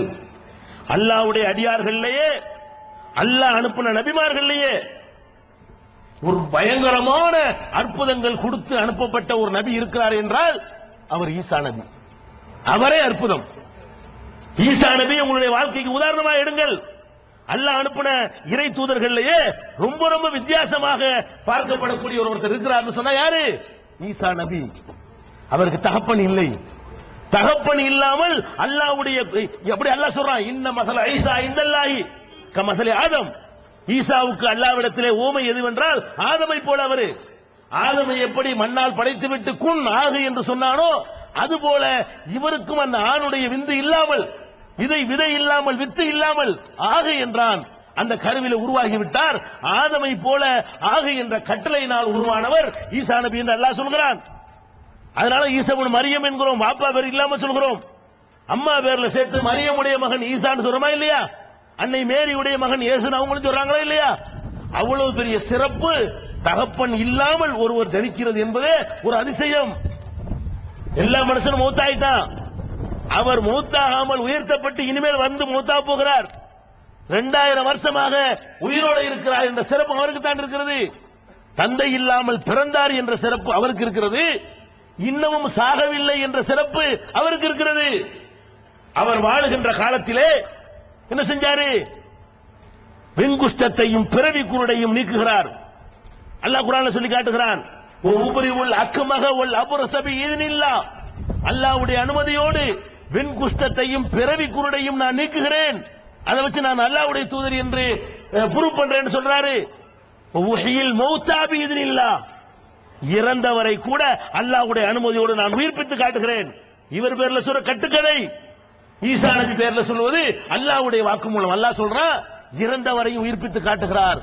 வீட்டிலே நீங்கள் என்ன சாப்பிட்டீர்கள், என்ன மிச்சம் வைத்திருக்கிறீர்கள் என்பதையும் நான் உங்களுக்கு சொல்வேன் அப்படிங்கிறாரு. இதெல்லாம் குர்ஆன்ல இருக்கு, கதை இல்ல. நான் சொல்ற இந்த செய்திகள் எல்லாம் சூரத்துல் மாயிதாவுல, மாயிதா என்ற 5வது அத்தியாயத்தில் இருக்கிறது. அப்ப ஈசா நபி அவர்களுக்கு உங்க வீட்டுல என்ன சாப்பிட்டீங்க, என்ன மிச்சம் வச்சுக்கிறீங்க அதையும் அவர் சொல்வார். இப்படி எல்லாம் செஞ்சிருக்கிறார் ஈசா நபி அவர்கள். அதே மாதிரி தகுலுக்கும் இனத்தீனிக்க ஹையத்தி தைரி, ஒரு பறவை போல களிமண்ணில் பறவை மாதிரி செஞ்சு ஊதுவாரம் பறந்துருமா, பறவை ஆயிருமா, அப்படி செய்தார் என்று அல்லாஹ் குர்ஆன்ல சொல்றான். இதெல்லாம் ஈசா நபிக்கு அல்லாஹ் கொடுத்த அற்புதம். இதையெல்லாம் நீங்க பார்த்தீர்களே ஆனால் ஏறக்குறைய அல்லாஹ்வுக்கு மாத்திரம் உள்ள சில விஷயங்கள் இருக்கிறது. இறந்தவரை உயிர்ப்பித்தல் அவன் மட்டும் செய்யற ஒரு காரியம். அந்த அற்புதத்தை கொடுத்து அல்லாஹ் அவர் அனுப்பியிருக்கிறான். ஒரு மனிதரை கும்பிடலாம் என்று சொன்னால், ஒரு மனிதரை வழிபடலாம் என்று சொன்னால், அவரிடம் வெளிப்படுகிற ஆற்றலுக்காக அவரையே வணங்கலாம் என்று சொன்னால், அதற்கான அத்தனை தகுதிகளும் பெற்றவர் ஈசா நபி. அந்த ஈசா நபியை வணங்கியவர்களுக்கு அல்லாஹ் கொடுத்த ஜட்ஜ்மெண்ட் என்ன? கேள்வி. அப்துல் கார் ஜிலானி ஈசா நபியுடைய கால் தூசிக்கு சமமாவாரா? ஈசா நபி காலில் போட்ட செருப்புடைய தூசிக்கு அவர் சமமாவாரா? அவர் யார்? நபி. நபியுடைய அந்தஸ்தை எவன் அடைய முடியாது. அப்ப ஈசா நபியை ஒருத்தன் வணங்குறான், அந்த மக்களுக்கு அல்லாஹ் என்ன சொல்றாங்க? லக்கத் கஃபரல்லதீன காலு இன்னல்லாஹ ஹுவல் மஸீஹ் இப்னு மரியம், அல்லாஹ் தான் ஈசா, ஈசா தான் அல்லாஹ்னு எவன் சொன்னானோ அவர்கள் காபிராகி விட்டார்கள், இறை நிராகரிப்பாளர்கள் ஆக்கி விட்டார்கள். அல்லாஹ் சொல்றா இல்லையா? அப்ப அல்லாஹ்வுடைய தூதர் அவ்வளவு பெரிய அற்புதம் செய்து காட்டிய ஈசா நபி அவர்களை கடவுள் என்று சொன்னமே நரகத்துக்கு போவான்னு நீனும் சொல்ற. போய் கேளு, உன்னுடைய கலந்தர் மஸ்தான்ட்ட போய் கேளு, உன்னை வழிகெடுக்கிற போலி உலமாக்கிட்ட போய் கேளு, உன்னை நரக படிகுழிக்கு தள்ளி தன்னுடைய பொருளாதாரத்தை வளர்த்து திரிகிறார்களே அவங்கள்ட்ட போய் கேளு, ஈசா நபியை வணங்கியவர்களுடைய கதி என்னன்னு கேளு. நரகம்னு சொல்வாரா இல்லையா? கலந்தர் மஸ்தான்ட்ட போய் ஈசா நபியை வணங்கினாங்களே அவங்களுக்கு என்ன கிடைக்கும்னு கேட்டா என்ன சொல்வாரு? நரகம் கிடைக்கும் பாரு. கஷ்டமான நேரத்தில் ஈசாவே என்று அழைக்கிறான், அவன் இங்க போவான்னு போய் கேளு, என்ன சொல்வார் இந்த போலி உலமா? நரகத்துக்கு போவான் பாரு. அப்ப ஈசா நபியை கூப்பிட்டா நரகம், அப்துல் கார் ஜிலானி கூப்பிட்டா சொர்க்கமா? ஏத்துக்கிறதா? லாஜிக் சரியா வருதா? இது உங்க அறிவுக்கு பொருந்துதா? இதை விட அவன் எவ்வளவு தேவையில்லைங்க.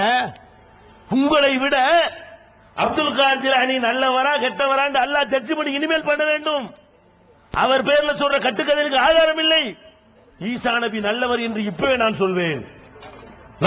நீங்கள் சொல், யாரும் சொல்லி ஆக வேண்டும். அவருடைய அற்புதம் கட்டுக்கதை இல்லை, நடந்தது என்று அல்லாஹ் சொல்கிறான், படைச்ச இறைவன் சொல்கிறான். அப்படிப்பட்ட ஒருத்தரை பார்த்து பிரமிச்சு தகப்பை இல்லாம பிறந்ததை பார்த்துட்டு அல்லாஹ்வுடைய குமாரன் என்று சொன்னால் விட மாட்டேங்கிறான். சொல்லிருவியா நீ? எனக்கு புள்ளம்பியா? அல்லாஹ் கேட்கிறான். வானங்களும் பூமியும் வெடித்து சிதறுகிற வார்த்தையை இவர்கள் சொல்கிறார்கள். அல்லாஹ் சொல்றான், இவங்க சொல்ற அந்த வார்த்தை எனக்கு புள்ளங்கிறாங்களே, எப்படி சொல்றாங்க? அப்படி கொதிக்கிறான் அல்லாஹ். அப்ப ஈசா நபி அவர்களை இப்படி நினைத்தவர்களுடைய கதியை ஒரு பக்கம் பாருங்கள். அந்த ஈசா நபியை மறுமை நாள்ல அல்லாஹ் பிடிச்சு நிப்பாட்டுவான். அதான் முக்கியமான பாயிண்ட். நினைக்கிறீங்கல்ல, நம்ம ஷேக் அப்துல் கார் ஜிலானி நம்மள அப்படி கையை பிடிச்சி வாங்க பொட்டல் புதூர் ஆட்கள்லாம் வாங்க, தனியா வாங்க, உங்களை கூட்டிட்டு போயிடுறேன் அப்படிதான் நினைக்கிறீங்க. அதுக்குதான் இந்த கூத்து பண்றீங்க, அதுக்குதான் இந்த அக்கிரமத்தை செய்யறீங்க, அதுக்குதான் நரகத்தினுடைய படுகொலிக்கு போற அவ்வளவு வேலையும் செய்து கொண்டிருக்கிறீர்கள். ஈசா நபியை பற்றி அல்லாஹ் சொல்கிறான், இது கால அல்லாஹு யா ஈசா. இனிமேல் நடக்க போகுது இது. நான் சொல்லக்கூடிய இந்த சம்பவம் இன்னும் நடக்கவில்லை. நம்மளை எல்லாம் அழித்த பிறகு, திரும்ப வந்த உலகத்தை எல்லாம் உயிர்ப்பிச்ச பிறகு, நம்ம எல்லாரும் மகசர்ல நிக்கிற நேரத்தில் நடக்கிற ஒரு காட்சி. அந்த காட்சி அல்லாஹ் நம்ம திருந்திக் கொள்வதற்காக முன்னாடியே சொல்லி தர்றான். நாளைக்கு நடக்க போறத இன்னைக்கு நமக்கு எடுத்து காட்டுறான்ல. சின்ன பிள்ளைக்கு கதை சொல்லி புரிய வைக்கும்ல, நேரடியா சொன்னா புரியுமான கூமுட்டையா இருக்கிறாங்க, கெடுக்கிறதுக்கு மஸ்தான்களா இருக்கிறாங்க, இவங்களுக்கு கதை மூலமா சொல்லுவோம் அப்படின்னு சொல்லி அல்லாஹ் என்ன சொல்றான்னு கேட்டா, இது கால அல்லாஹு, அல்லாஹ் சொல்ல இருக்கிறான், அதை நினைத்து பார். அல்லாஹ் கேட்க இருக்கிறான் மறுமை நாள்ல. எப்படி கேட்பான்? யா ஈசா இப்னு மரியம். குர்ஆன் வசனம் கதை இல்ல, நான் சொல்வது குர்ஆனுடைய வசனம். யா ஈசா இப்னு மரியம், மரியமுடைய மகன் ஈசாவே. அல்லாஹ் கூப்பிடுவானா மறுமை நாள்ல. நம்ம எல்லாம் நிப்போம், ஈசாவும் நிப்பாரு. ஓய் யார் அந்த மரியமுடைய மகன், வா. அல்லாஹ் கூப்பிடுவான். யார் அந்த மரியம் மகன்? ஈசாவே, வா. வந்துருவாரு. அல்லாஹ் கேட்பான், அந்த குல்தலின்னாஸ், நீதான் மக்களுக்கு சொன்னாயா? அவர்கிட்ட விசாரணை நடக்குது, எல்லாரும் வச்சுக்கிட்டு எல்லாரும் பார்க்கிற விதமாக விசாரணை நடக்குது. எப்படி நடக்குது? அந்த குல்தலின்னாஸ், இந்த மக்களுக்கு எல்லாம் நீ தான் சொன்னியா? இத்தகைதுனி உம்மிய இலாகைனி மின் தூனில்லாஹ், அல்லாஹ்வை விட்டு என்னையும் என் தாயையும் கடவுளாக ஆக்குங்கள் என்று சொன்னாயா? அல்லாஹ்வுக்கு தெரியும் அவர் சொல்லலன்னு. விசாரிக்கணுமா இத? அவர் சொல்லணும் அல்லாஹ்வுக்கு தெரியும், நமக்கு தெரியலங்க. அவர் சொல்லவில்லை என்று நமக்கு தெரியும், படைச்ச இறைவனுக்கு தெரியும். அல்லாஹ் எது கேட்கிறான் தெரியுமா? அவரை கூப்பிட்ட உடனே உள்ள சந்தோஷமா நிப்பா. யாரு? கடவுள் குமாரன்னு சொன்னவங்க, கடவுளுடைய பொண்டாட்டின்னு சொன்னவங்க, கடவுள் நம்மளை காப்பாத்த எல்லாம் சந்தோஷமா நம்ம ஆள் வந்துட்டாரு, நம்ம ஆள் வந்துட்டாரு, ஹீரோ வந்துட்டாரு, காப்பாத்த போறாரு நினைக்கிறதுக்காக வேண்டி வேணும்னு எல்லாம் விசாரிக்க. அவனுக்கு தெரியல, மண்டையில் அடிக்கிறதுக்கு எல்லாம் ஒரு டெக்னிக் வச்சிருக்கான். அந்த டெக்னிக் தான் இது. இவர் கூப்பிட்டு விசாரிச்ச உடனே பூரிப்பா நிப்பாக. வந்து விட்டார், பாருங்க நம்ம எல்லாம் முதல்ல போக போறோம். என்ன கேட்பான்? நீ தான் சொன்னியா? அவர் சொல்லுவாரு, சுப்ஹானக யா அல்லாஹ், நீ எந்த குறையும் இல்லாத நீ தூய்மையானவன். நான் எப்படி சொல்லுவேன்? மாய கூணுலி அன் அகூல மாலை செலிபி ஹக்கின், எனக்கு தகுதி இல்லாத ஒன்றை நான் எப்படி சொல்லுவான்ல? என்னைய வணங்க நான் சொல்லுவேனா? என்னைய கடவுளாக்கு நான் சொல்லுவேனா? எனக்கு சைதா செய்யன்னு சொல்லுவேனா? என்னை கும்பிடுன்னு சொல்லுவேனா? எனக்கு நேர்ச்சை பண்ணுன்னு சொல்லுவேனா? எனக்கு பாத்தியாவுன்னு சொல்லுவேனா? என்னிடத்துல துவாசைன்னு நான் சொல்லுவேனா? இல்ல அர்த்தம் என்னைய கடவுளாக்கும்படி நான் எப்படி, எனக்கு தகுதி இல்லாத ஒன்றை நான் எப்படி எல்லாம் சொல்லுவேன் என்று கேட்கிறியே? அவர் சொல்றாரு, பரிதாபமா சொல்றாரு. அவர் எப்படி சொல்றாரு? அதனால நாளைக்கு நடக்க போற காட்சியை அல்லாஹ் இப்ப எடுத்து காட்டுறான். மாய கூணுலி அன்ன கூண மாலை செலிபி ஹக்கின், எனக்கு தகுதி இல்லாத ஒன்றை நான் எப்படி எல்லாம் சொல்லி இருப்பேன். மறுபடியும் கவுண்டர் கொடுக்கிறாரு. இன் குந்து குல்துகு, நான் சொல்லி இருந்தா பக்கத்து அலிம்த உனக்கு தான் தெரியுமே என்று கேட்கணுமா? நான் சொல்லி இருந்ததை உனக்கே தெரியுமே. அப்புறம் கேட்கிறாரு, அம்மா தெரியத்தான் ஏன் கேட்கிறான் விலங்கலையே. மறுபடியும் கவுண்டர் கொடுக்கிறாரு. தாழமு மாபி நப்சி வல ஆழமு மாபி நப்சிக்க யா அல்லாஹ், என் மனசுல உள்ளது உனக்கு தெரியும், உன் மனசுல உனக்கு தெரியும், ஏன் கேட்கிறேன் விலங்கலையே. நான் செய்யலன்னு உனக்கு தெரியும், நான் இந்த பாவத்துக்கு சம்பந்தம் இல்லாதவன் தெரியும், நான் உன்னைய வணங்க முடியல. என்ன சொல்றேன்? நான் சொன்னதெல்லாம் என்ன சொன்ன? அனேபுதுல்லா, அல்லாஹ் வணங்குங்கள், வேற எதை வணங்காது. இதைத்தானே அல்லாஹ் நான் சொன்னேன், உன்னையத்தானே வணங்க சொன்னேன். ஒரு காலம் அப்படி சொல்லலையல்ல, நீ ஏன் கேட்கிறேன்னு எனக்கு தெரியும். அவர் துடிக்கிறாரு, பதறுகிறார். ஒரு பத்தினி பெண் மீது ஒரு கணவன் வந்து ஒரு பழி சுமத்தினால் எப்படி பதறுவாளோ உங்களுக்கு தெரியாதாங்க? நான் அப்படி செய்வேனாங்க? நான் செஞ்சிருக்கேன், என்னக்கா பாத்திருக்கீங்களாங்க? யாரப்பா சிரிச்சிருக்காங்கன்னு கேட்பால, அந்த ஸ்டைல அடிக்கிறாரு. அல்ல என்ன அல்ல என்னை கேட்கிற, நான் அப்படி சொல்லுவேன், உன்னை வணங்க சொன்னால இப்படிங்கிறாரு. அதுக்கப்புறம் என்ன செய்யறாரு தெரியுமா? பாப்பா அப்பதான் சந்தோஷமா, என்னோட இப்படி கையை கழுவுறாரு இவரு. கையை கழுவிட்டார, நான் தான் சொன்னேன்னு சொல்லுவாரு, நம்மளை பிடிச்சி கூட்டிட்டு போவாருன்னு பார்த்தா இவர் என்ன பண்றாரு? அந்த போடு இந்த மாதிரி இறங்கி பேசுறாரு. அதுக்கப்புறம் சொல்லுவாரு, இன்னகும் இபாதுக்க யா அல்லாஹ், இவங்களை போட்டு நீ மிதிச்சா, இவங்களை தண்டித்தால் உன் அடிமைகள் என்ன வேணாலும் செஞ்சுக்க, நான் வரமாட்டேன். யாருக்கு வரமாட்டேன்? என்னை கடவுள்னாங்க இல்ல, கடவுள் புள்ளேண்டாங்க இல்ல, என்கிட்ட பிரார்த்திச்சாங்க இல்ல, என்கிட்ட தேவைகளை கேட்டாங்க இல்ல, எனக்கு நேர்ச்சை பண்ணாங்க இல்ல, எனக்கு கும்பிட்டாங்க இல்ல, உன் அடிமை எவ்வளவு? உன் அடிமை அவர்களை என்ன வேணாலும் பண்ணிக்க, நான் உலகத்துல வாழும் போதெல்லாம் அவங்களை கண்காணித்துக் கொண்டிருந்தேன். உலகத்துல நான் அவங்களோட இருக்கிற காலத்துல எல்லாம் குன்து அலைஹிம் ஷஹீதன் மாதும் துபீஹிம், நான் அவங்களோட இருக்கும்போது கண்காணிச்சுட்டு இருந்தேன். எவன்டா சொல்றது, யாரா சொன்னது கேட்பேன். என்னை நீ கைப்பற்றிட்ட பிறகு என்கிட்ட கிட்ட நான் என்ன பண்ணுவேன், நீ என்னை கூட்டிட்டு போன பிறகு அவங்க ஏதாவது பண்ண வேணா பொறுப்பாடல அப்படின்னு அவர் சொல்லிவிடுவாராம். இதெல்லாம் பாய்ந்து இந்த வசனம் இறங்கிய உடனே நபிகள் நாயகம் ஸல்லல்லாஹு அலைஹி வஸல்லம் சொல்றாங்க, என் உம்மத்தினரே, என் சமுதாயத்தவரே, ஈசா நபியை விசாரித்தது போலத்தான் என்னையும் அல்லாஹ் விசாரிப்பான். இந்த விசாரணை ஈசா நபிக்கு மட்டும் இல்ல, விளைக்கிறங்க. ஈசா நபியை விசாரிக்கிறது அல்லாஹ் சொல்றான் குர்ஆன்ல. நபிகள் நாயகம் ஸல்லல்லாஹு அலைஹி வஸல்லம் சொல்றாங்க, என் சகோதரர் ஈசாவை விசாரிப்பது போலவே அல்லாஹ் என்னையும் விசாரிப்பான். என்ன விசாரிப்பான்?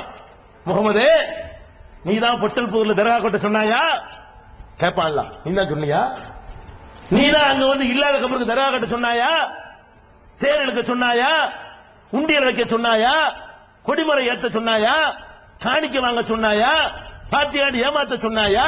எண்ணெயை குடிக்க சொன்னாயா? அங்க போய் படுக்க சொன்னாயா? பைத்தியங்களை கட்டி போட சொன்னாயா? நோயாளிகளை நோய் தீர்ப்பார் என்று சொன்னாயா? எல்லாம் கேட்பான்ல. இந்த உம்மத்தில் நடந்த ஒவ்வொன்றுக்கும் அல்லாஹ் கேட்பான். நீ தான் சொன்னியான்னு கேட்பான். அவங்க சொல்றது தெரியும் அல்லாஹ்வுக்கு. ஓய் நடப்பாக ரசூலுல்லாஹ் வந்து விட்டார்கள்.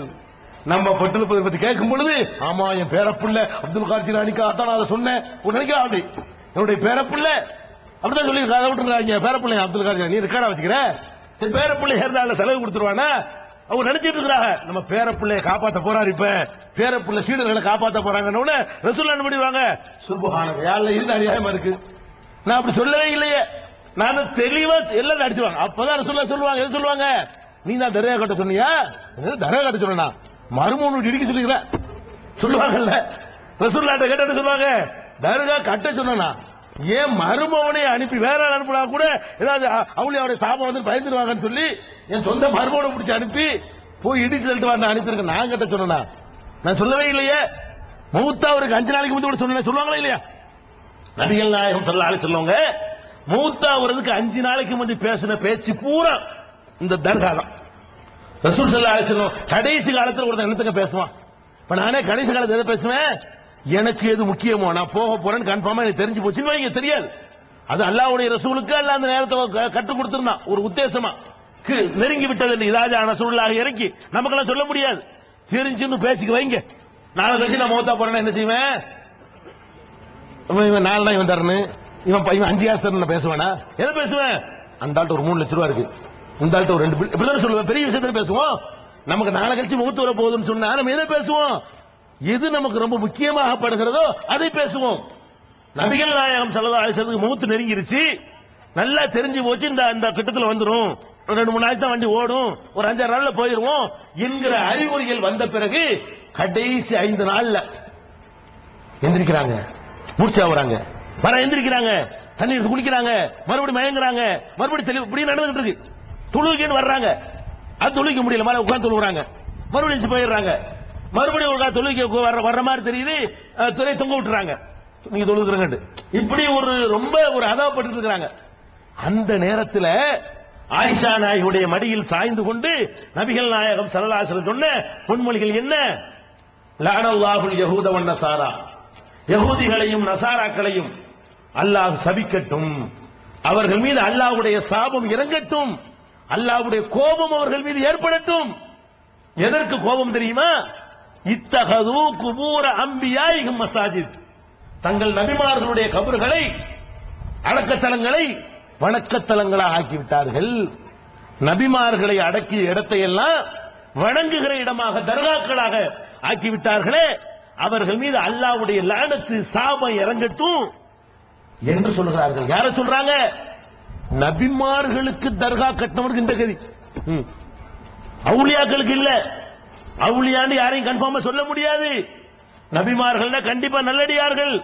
அந்த நபிமார்களுக்கு தர்கா கட்டினா பாருங்க, இந்த முந்தைய சமுதாயம், நபிகள் நாயகத்துக்கு முந்தைய சமுதாயம், மூசா நபிக்கு தர்கா, இஸ்மாயில் நபிக்கு தர்கா, சுலைமான் நபிக்கு தர்கா, தாவூத் நபிக்கு தர்கா, ஈசா நபிக்கு தான் கட்டல, ஏன்னா அவர் மௌத்தா போகாதனால, இல்ல அவர் கட்டிருப்பாங்க. ஈசா நபியை தவிர எல்லாத்துக்கும் தர்கா கட்டி முடிச்சு விட்டாங்க. அப்ப அந்த தர்கா கட்டவங்களை பத்தி ரசூலுல்லாஹ் எச்சரிக்கிறாங்க, நபிமார்களுடைய தர்கா அடக்க ஸ்தலங்களை எல்லாம் தர்காக்களாக ஆக்கினார்களே, அவர்கள் மீது அல்லாஹ்வுடைய சாபம் ஏற்படட்டும் சொன்னாங்க. எப்ப சொல்றாங்க? மரணிக்கிறதுக்கு 5 நாளைக்கு முன்னாடி. அப்ப தர்காக்கள் என்பது அல்லாஹ்வுடைய சாபத்திற்குரியதா, அது ரஹமத்துக்குரியதா? ஒரு ஊர்ல தர்கா இருந்தால் அல்லாஹ்வுடைய கோபம் அங்கே இறங்குகிறது அர்த்தம், அல்லாஹ்வுடைய ஆத்திரம் இறங்குகிறது அர்த்தம், அல்லாஹ் கட்டுமையாக கோபிக்கிறான் என்ற அர்த்தம். ஏன் சாபம் அர்த்தம்? நான் போடுற சாபமா அது? நீங்க போடுற சாபமா? அல்லாஹ்வுடைய ரசூல் சொல்றாங்க. நீங்க நல்லா சொந்த காரணத்துக்கு சொல்லிடுவோம், அல்லாஹ்வுடைய ரசூல் வாயில வருது சாபம் உண்டாகட்டும்.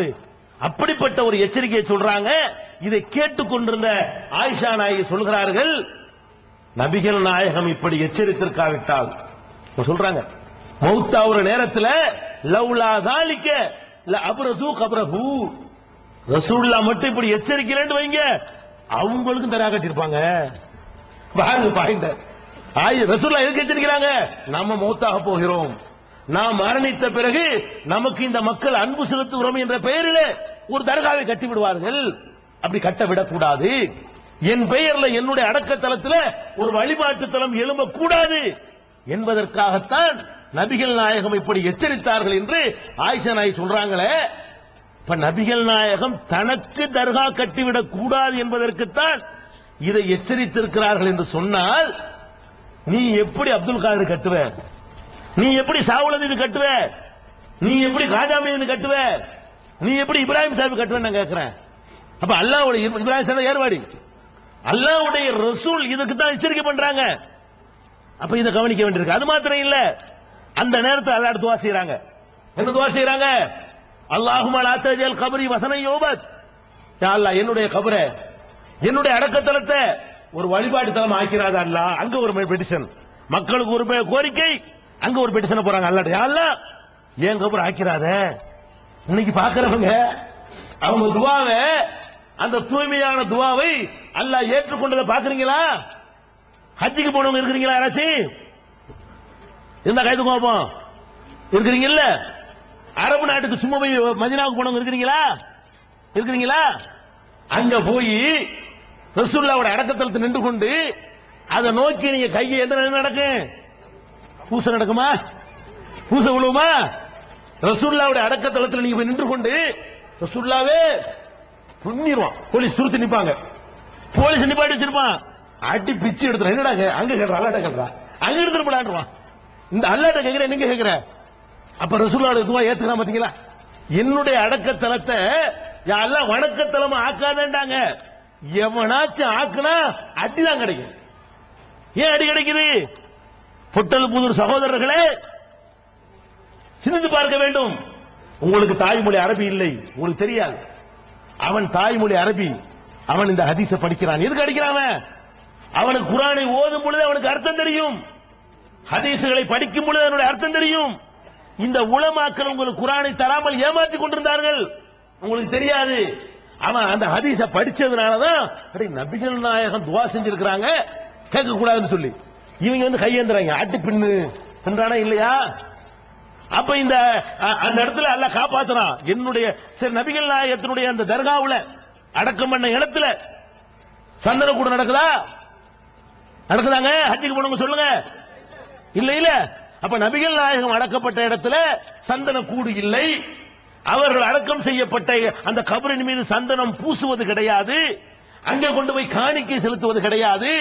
அங்க உள்ள மண்ணள்ளி திங்கிற கிறுக்கு பசங்க கிடையாது, மூடர்களுக்கு கிடையாது. அங்க உள்ள எண்ணெயை வலிச்சு நக்கிற மக்கள் எங்கேயும் கிடையாது. அந்த மாதிரி மக்கள் கிடையாது. அங்க கொடியேற்றம் கிடையாது, கொடி இறக்குதல் கிடையாது, கிறுக்கம் பைத்தியக்காரனை கொண்டு கட்டி போடுறது அங்க கிடையாது, நோயாளிகளை ஏமாத்துறது கிடையாது. இஸ்லாத்தை அறியாத முஸ்லிம் அல்லாத மக்கள் வரும் பொழுது பாத்தியா ஓதுறேன்னு சொல்லி முடிச்ச வைக்கிறீங்களே, அந்த முடிச்ச வைக்கிற ஆளுக்கு இங்க கிடையாது. அல்ல அப்படி காப்பாத்தணும் பாத்தீங்களா? எல்லாம் நடக்கும் பாத்தீங்கன்னா, எல்லாம் நடக்கும். முடிச்ச வைக்கிற வேலை தான் இதுக்கு இந்த வெள்ள மாதிரி முடிச்சு அந்த வேலை செஞ்சு போயிடும்.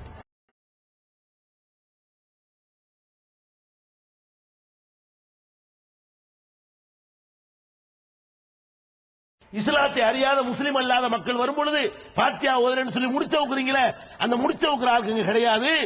அல்ல அப்படி காப்பாத்தணும் பாத்தீங்களா? எல்லாம் நடக்கும் பாத்தீங்கன்னா, எல்லாம் நடக்கும். முடிச்ச வைக்கிற வேலை தான் இதுக்கு இந்த வெள்ள மாதிரி முடிச்சு அந்த வேலை செஞ்சு போயிடும். மார்க்கத்தின் பெயரால் இப்படி மக்களை ஏமாத்துறதுக்கு கொதிச்சு போய் தான் சொல்லுகிறோம். இதுக்கு தான் ஊர்ணிக்கமா? அப்ப நபிகள் நாயகம் ஸல்லல்லாஹு அலைஹி வஸல்லமுடைய அந்த அடக்கத்தலத்தால் அப்படி காப்பாத்தி வச்சுக்கிறான் துஆவுனால.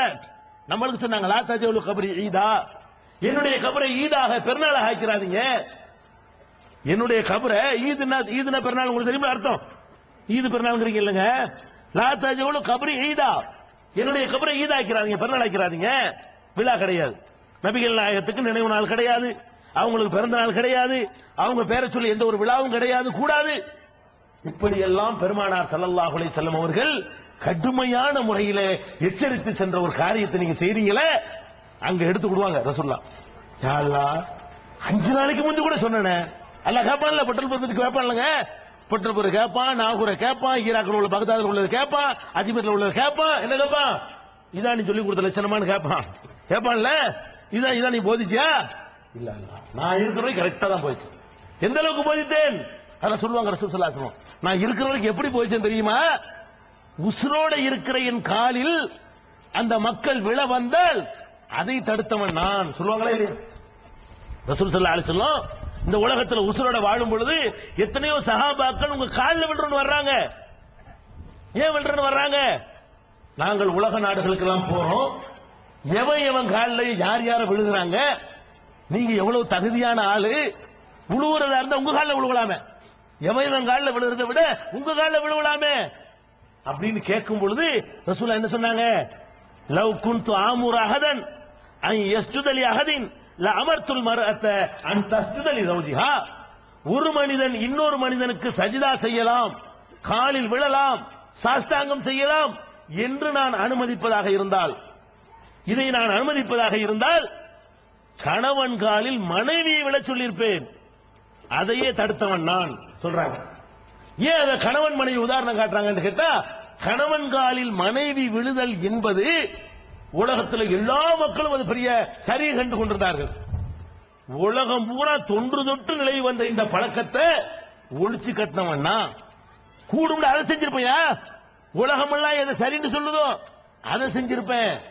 உலகமே சொல்லுது பொம்பளை புருஷங்கால வேணும்னு சொல்லி அதை உடைச்சி எறிஞ்ச ஏமார்க்கத்தில் எங்கால உழுவியா நீ என்று தடுத்தார்களே. நீங்கள் தர்காவுல போய் விழுவுறீங்களா? உசுரோட இருக்கிற அல்லாஹ்வுடைய ரசூலுக்கு மேலேயே அந்த தர்கா, இந்த கபரு, இந்த சிமெண்ட், இந்த சுண்ணாம்பு, இந்த கட்டடம், இது உசுரோட இருந்தாங்களே, நறுமணம் கமழ்ந்தார்களே, அல்லாஹ்வுடைய அந்த பார்த்தாலே ஒரு பரவசங்க கிடைக்குமே, அதுக்கு மேலேயாங்க இதெல்லாம்? அல்லாஹ்வுடைய தூதர் தடுத்த ஒரு காரியத்தை செய்றீங்களே என்று சொல்லுவாங்க மறுமையில. முகமதே, நீ தான் அதெல்லாம் சொல்லி கொடுத்தியா? ஷேகுமார் காலில் விழ சொன்னியா? தர்காவுல கும்பிட சொன்னியா? நெத்தியை கொண்டு வைக்க சொன்னியா? நீ கேக்குறீங்க அவுலியா அமீதுன்னு.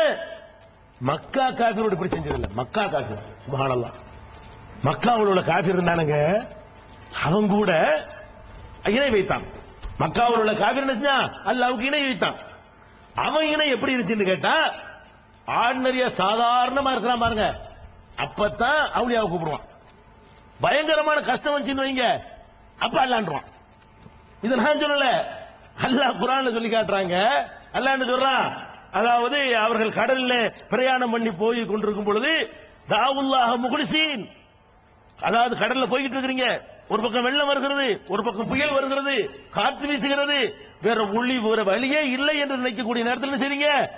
அல்லாஹ் நீதான் காப்பாத்துன்னு சொல்றீங்களா? அலம்மா நஜ்ஜாஹும் இலல் பர்ரி, அவர்களை அல்லாஹ் கரை சேர்த்த பொழுது என்ன செய்றாங்க? அல்லாஹ் கூப்பிடாத போல போயிட்டு இருக்கிறான் அப்படின்னு சொல்றான். அல்லாஹ் காட்டுறான், அல்லாஹ் சொல்லி காட்டுறான். அப்ப மக்காவுடைய காபிரை பொறுத்த வரைக்கும் சாதாரண நிலத்துல தான் அல்லாஹ்வை தவிர மத்தவங்களை கூப்பிட்டான். நெருக்கடியான கட்டம் இருக்குன்னு வைங்க, அந்த நேரத்தில் அல்லாஹ் மட்டும் தான் கூப்பிடுவான். அதுல என்ன விளங்கி வச்சிருந்தான்னா, இந்த ஆளுக்கெல்லாம் சின்ன சின்ன வேலையை தான் செய்வாங்க, பெரிய வேலை அவன் தான் செய்ய முடியும். அதுதான் தப்பு நல்லா கண்டிக்கிறான். நீ என்ன பண்ற? பிரசவத்துக்கு அவன் யாமுங்கிற சின்ன விஷயத்துக்கு நீ சொல்லல. மக்காவுடைய காபிராவது சின்ன விஷயத்துக்கு தான் என்ன செஞ்சான்? அவுலியான்னு சொன்ன அவனே விலகி வச்சிருந்தான். இது குட்டி தெய்வம், பெரிய விஷயம் செய்யாது. நான் எட்டனா வேணுமா, சின்ன சின்ன விஷயங்கள் வேணுமா, அது ஓகே. பெரிய பயங்கரமான விஷயமா அல்ல, நீ தான் கடல்ல மாட்டிக்கிட்டியா, அழிஞ்சு போற நினைச்சிட்டியா, பத்தி தீ எரியுதா, வீட்டுக்குள்ள வசமா மாட்டிக்கிட்டியா, வெளியே தப்பிக்க வழியே இல்லையா, யாருவானா? யாரு? அபுஜஹில். அபுஜஹில் வகைரா அப்படி நல்ல குர்ஆன்ல சொல்றான். அல்லாஹ் தானே நீங்க அழைப்பீங்கிறான். இவன் என்ன பண்றான்? அந்த மாதிரி கட்டத்துலதான் அல்லாஹ் மறந்துட்டு அமைதிங்கிறான். நீ எவ்வளவு கேடு கட்டவன், அவனை விட எவ்வளவு கேடு கட்ட வேலை செய்யற. இதையெல்லாம் ரசூலுல்லாஹ் சொல்லிக்க, யா அல்லாஹ் நான் எவ்வளவு அழகா சொல்லிட்டு போனேன், எவ்வளவு தெளிவா சொல்லிட்டு போனேன், என் காலில் விழக்கூடாதுன்னு சொன்னேன். சில நேரங்கள்ல சஹாபாக்கள் வந்து என்ன சொல்லுவாங்களா, ஒரு காரியம் நடந்துருச்சுன்னு வைங்க, ஒரு காரியம் நடந்துருச்சு, நடந்தவன் ரசூலுல்லாஹ் சொல்லிருப்பாங்க, நடந்துருச்சா, அல்லாஹ்வுடைய தூதரே நீங்களும் அல்லாஹ்வும் நினைச்சபடி நடந்து போச்சு, அல்ல அல்லாஹ்வும் நீங்கள் நினைச்சபடி நடந்துருச்சு அப்படிமாங்களாம். இதை கண்டிக்கிறாங்க ரசூல் ஸல்லல்லாஹு அலைஹி வஸல்லம். சொல்லாத சொல்லாத, அல்லாஹ் நினைச்சபடி நடந்துச்சுதான் சொல்லணும். அல்லாஹ் நினைச்ச பிறகு நம்ம எல்லாம் நினைக்கிறோம், அதனால நானும் அல்லாஹ்வும் நினைச்சபடின்னு சொல்லிவிடாத. இப்படி எல்லாம் நான் எச்சரிச்சேன். அல்லாஹ் என்கிட்ட கேட்க சொல்லுவேன், என்கிட்டயே பிரார்த்தனை பண்ண சொல்லியிருப்பேன், செத்து போன ஆள்கிட்டயே போய் கையெழுந்து சொல்லியிருப்பேன் என்று பெருமானார் ஸல்லல்லாஹு அலைஹி வஸல்லம் அவர்கள் மறுமையில் அப்படி கை விரிக்கிற காட்சி என்ன கதியாகும் யோசித்து பாருங்கள். மஹ்ஷர் மைதானத்துல அப்பம் உதவ முடியாது, ஆட்டா உதவ முடியாது, பொண்டாட்டி உதவ முடியாது, புள்ள உதவ முடியாது, அந்த ஒரே ஒரு எஜமான் தான் உதவுவான். அவன் தான் முடிவான தீர்ப்பளிக்கக்கூடியவன். அந்த நேரத்தில் ரசூல் ஸல்லல்லாஹு அலைஹி வஸல்லம் அவர்களும் கைவிடுவார்கள், சிபாரிசு செய்வார்கள். கண்டிப்பா இவனுக்கு கிடையாது, சிபாரிசு உண்டு. யாருக்கு உண்டு? சின்ன சின்ன பாவங்கள் செய்தவர்களுக்கு சிபாரிசு உண்டுங்க. ரசூலுல்லாஹ் சிபாரிசை நாங்கள் மறுக்கவில்லை. ஒருத்தன் வந்து கோழி முட்டை வாங்கி இருக்கிறான், அவனுக்கு என்ன ரெக்கமெண்ட் பண்ணினாலும் அவனுக்கு பாஸ் மார்க் போடுவான். எந்த பள்ளிக்கூடத்திலாவது முதலமைச்சரை பண்ணா கூட கோழி முட்டைக்கு எப்படா போறேன்னு கேட்பான். நீ 34 மார்க் வாங்கிட்ட ஒன்னே ஒன்னு குறையுதுன்னா ரெக்கமெண்ட் பண்ணலாம். நாங்க 34 அடிச்சு பிடிச்சி வந்துட்டாங்க, ஒன்னு போட்டு விடுங்கன்னு கேட்கலாம். இவர் வாங்கினது கோழி முட்டை, இவருக்கு போய் பாஸ் மார்க் போடுவான எவனாச்சு? எந்த ரெக்கமெண்ட் போட்டாலும் நாளைக்கு மாட்டிக்க மாட்டான், முடியாது. அப்ப நீ கோழி முட்டை எடுத்து ரசூலுல்லாஹ் வந்து காப்பாத்தான் நினைக்கிற. நீ என்னைக்கு நீ சிறுக்கு பண்ணனியோ, அல்லாஹ்வுக்கு செய்யற வணக்கத்தை அடுத்த ஆளுக்கு செஞ்சியோ, உங்க எது என்ன? இத முதல் விளங்கிட்டால போதுங்க. ரசூல் ஸல்லல்லாஹு அலைஹி வஸல்லம் அவர்கள் கொண்டு வந்த மார்க்கத்துல ரொம்ப பெரிய குற்றமாக எது உங்களுக்கு சொல்லி தரப்பட்டிருக்கிறது? அல்லாஹ்வுக்கு இணை கற்பித்தல். இணை கற்பித்தல் என்ன? அல்லாஹ்வுடைய இடத்துல ஒரு ஆளை கொண்டு வைக்கிறது, அல்லாஹ்ட்ட கேட்கிறது ஒரு ஆள்கிட்ட கேட்கிறது, அல்லாஹ்வுக்கு செய்யற வணக்கத்தை ஒரு ஆளுக்கு செய்கிறது. இதானே இணை? ஈக்குவல். இணைனா ஈக்குவல், அல்லாஹ்வுக்கு ஈக்குவலா கருதுறதுக்கு இதுதான் பெரிய பயங்கரமான குற்றம். இந்த குற்றத்தினுடைய விலை என்ன தெரியுமா? நல்லா விளங்கிருங்க. இது என்ன மேட்டர் தெரியுமா? அல்லாஹ்வை வைக்கிற இடத்திலே ஒரு மனுஷனையோ, நாயையோ, கழுதையோ, மரத்தையோ, மட்டையோ, சூரியனையோ, சந்திரனையோ எதையாவது நீ வைத்தால் அதனுடைய கதி என்ன தெரியுமா? லைன் அஷ்ரக்த லா யஹபதன்ன அமலுக. நீ இணை கற்பித்து விட்டால் உன்னுடைய நல்லறங்கள் அழியும். அல்லாஹ் குர்ஆன்ல சொல்றான். நீ தொழுவுற, எத்தனை பள்ளிவாசல் தொழுறீங்க, தர்காவுக்கு போறீங்க, உடனே மைனஸ். தொழுதா ஒரு பிளஸ், அவுலியா வேண்டாம் மைனஸ் ஆயிரும். நீங்கள் அல்லாஹ்வுக்கு இணை கற்பித்தீர்களே, ஆனால் நீங்க தொழுத தொழுகைக்கு நன்மை இல்லை, நோன்புக்கு நன்மை இல்லை, ஜக்காத்துக்கு நன்மை இல்லை, தான தர்மத்துக்கு நன்மை இல்லை, தஸ்பீஹ்க்கு நன்மை இல்லை, zikருக்கு நன்மை இல்லை. என்ன செஞ்சாலும் சரி உன் அமல்கள் அத்தனையும் அழியும். குர்ஆன் வசனம், இது கதை இல்ல. லைன் அஷ்ரக்த லா யஹபதன்ன அமலுக. நீ இணை கற்பித்தால் உன்னுடைய நல்லறங்கள் அழிந்து போய்விடும். அல்லாஹ் சொல்லி காட்டுறான். இன்னொரு இடத்துல அல்லாஹ் சொல்லி காட்டுகிறான், வலவ் அஷ்ரகு லஹபித அன்ஹும் மா கானூ யஅமலூன். அவர்கள் இணை கற்பிப்பார்களானால் அவர்கள் செய்த நல்லறங்கள் யாவும் அழிந்து போய்விடும். ஒரு நல்ல அமலும் நம்ம கணக்குல வராது. இணை கற்பிச்சிட்டீங்கன்னு சொன்னா ஒரு அமலும் கணக்கில் வராது. அவ்வளவு பெரிய மாபாதகம் இந்த தர்காக்கள். இறந்து போன மனுஷன் போய் கையேந்துவது, அவனை கும்பிடுவது, வழிபடுவது, பிரார்த்தனை செய்வது, நேர்ச்சை செய்வது, இதுகளெல்லாம் என்ன காரியம்? நீங்கள் கொஞ்சம் நெஞ்சம் செய்றீங்களா நல்ல அமலு, அதெல்லாம் இல்லாம ஒண்ணுமே செய்யாதவர்களா போய் நிற்பீங்க. அப்படி போயிடக்கூடாது என்ற ஆதங்கலத்துலதான் அடிச்சாலும் கத்துறோம், உதைச்சாலும் கத்துறோம். 25 வருஷ காலமாக அவ்வளவு அடக்குமுறைகளுக்கு மத்தியிலும் கத்துறோம். காசை வாங்குறோம், கூலியா பேசுறோம், 2000 ரூபாய் தந்தி மணி ஆட்டில் அனுப்பு பேச வரோம் சொல்றோம். வெறும் அடக்குமுறைகள் தான் சந்திச்சது. ஏன் சொல்றோம்? இந்த மாதிரி போயிடக்கூடாது. மொமை ஷ்ரீக் பில்லாஹி ஃபகத் ஹர்ரமல்லாஹு அலைஹில் ஜன்னா. யார் ஒருத்தன் அல்லாஹ்வுக்கு இணை கற்பிக்கிறானோ அவனுக்கு அல்லாஹ் சொர்க்கத்தை ஹராமாக்கிட்டான். சொர்க்கத்தை, குர்ஆன் வசனம் இது, கதை இல்ல. சொர்க்கத்தை ஹராமாக்கிட்டான் என்ன அர்த்தம்? அறவே நுழைய இயலாதுன்னு அர்த்தம். இந்த வேலையை மட்டும் செஞ்சான்னு வைங்க, ஷிர்க்கு, சொர்க்கத்துக்கு போகவே இயலாது. போனா போனதுதான். அபூஜையில் எங்க இருப்பானோ அவனுக்கு தான் கூட்டாளியா இருக்கணும். கெட்டவனுக்கு, சில கெட்டவனுக்கு கொஞ்ச நாள் நரகத்தில் போட்டு பிந்தி சொர்க்கத்துக்கு கொண்டு வருவான், அது கிடைக்காது.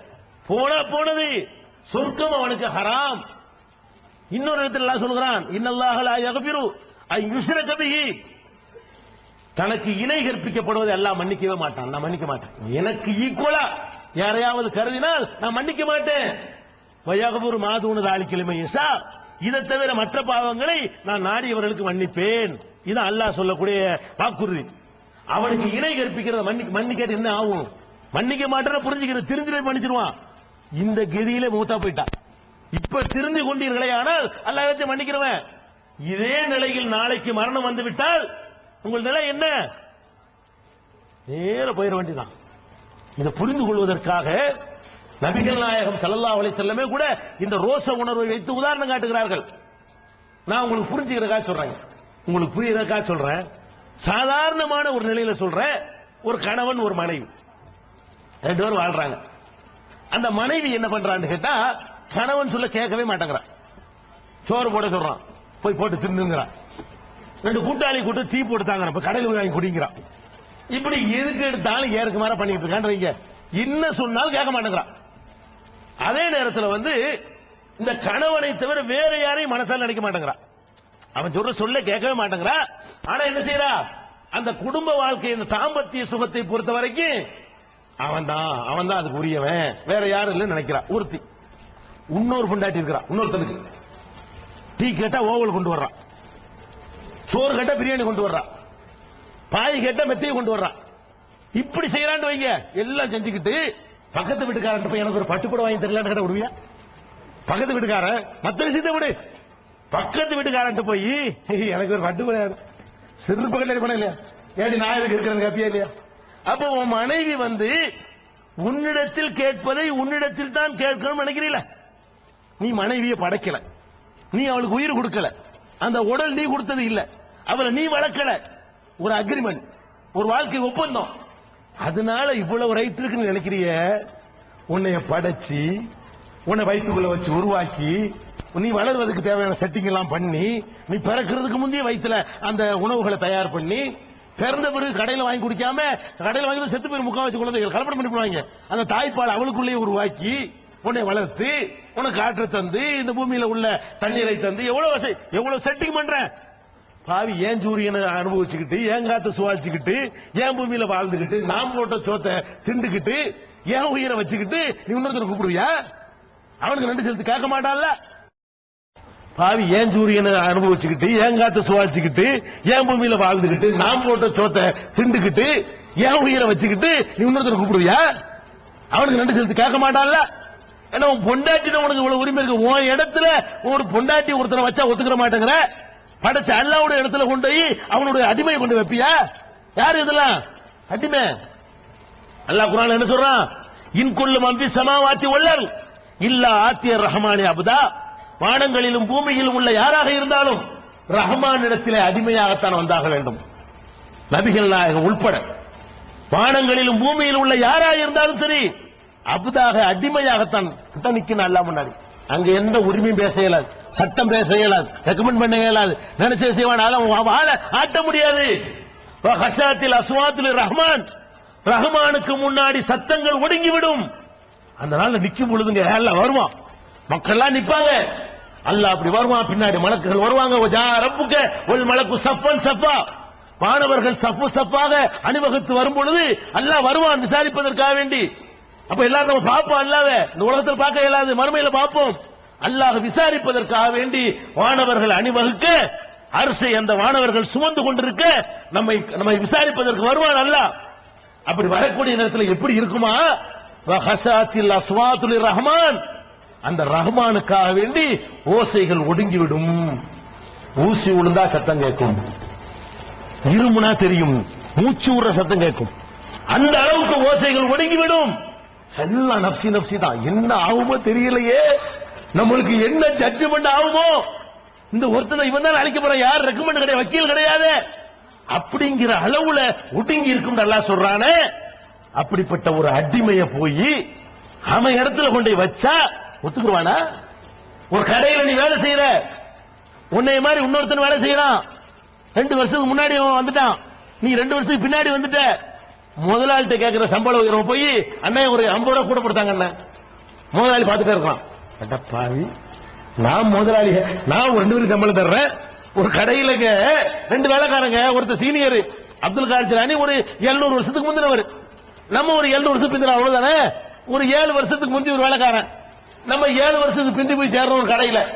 அந்த முதலாளி என்ன பண்றான், பார்த்துட்டே இருக்கிறான், கல்லால உட்கார்ந்து இருக்கான். இவன் என்ன செய்யறான், இன்னொரு வேலைக்காரன் 7 வருஷத்துக்கு வேலைக்காரன் போய், முதலாளி அந்த வேலைக்காரன் முன்னாடி சேர்ந்துட்டான். அவன்ட்டு போய்கிட்டு, முதலாளி ரொம்ப சம்பளம் கம்மியா இருக்கு, பார்த்து ஒரு 50 ரூபா கூட போடுங்க.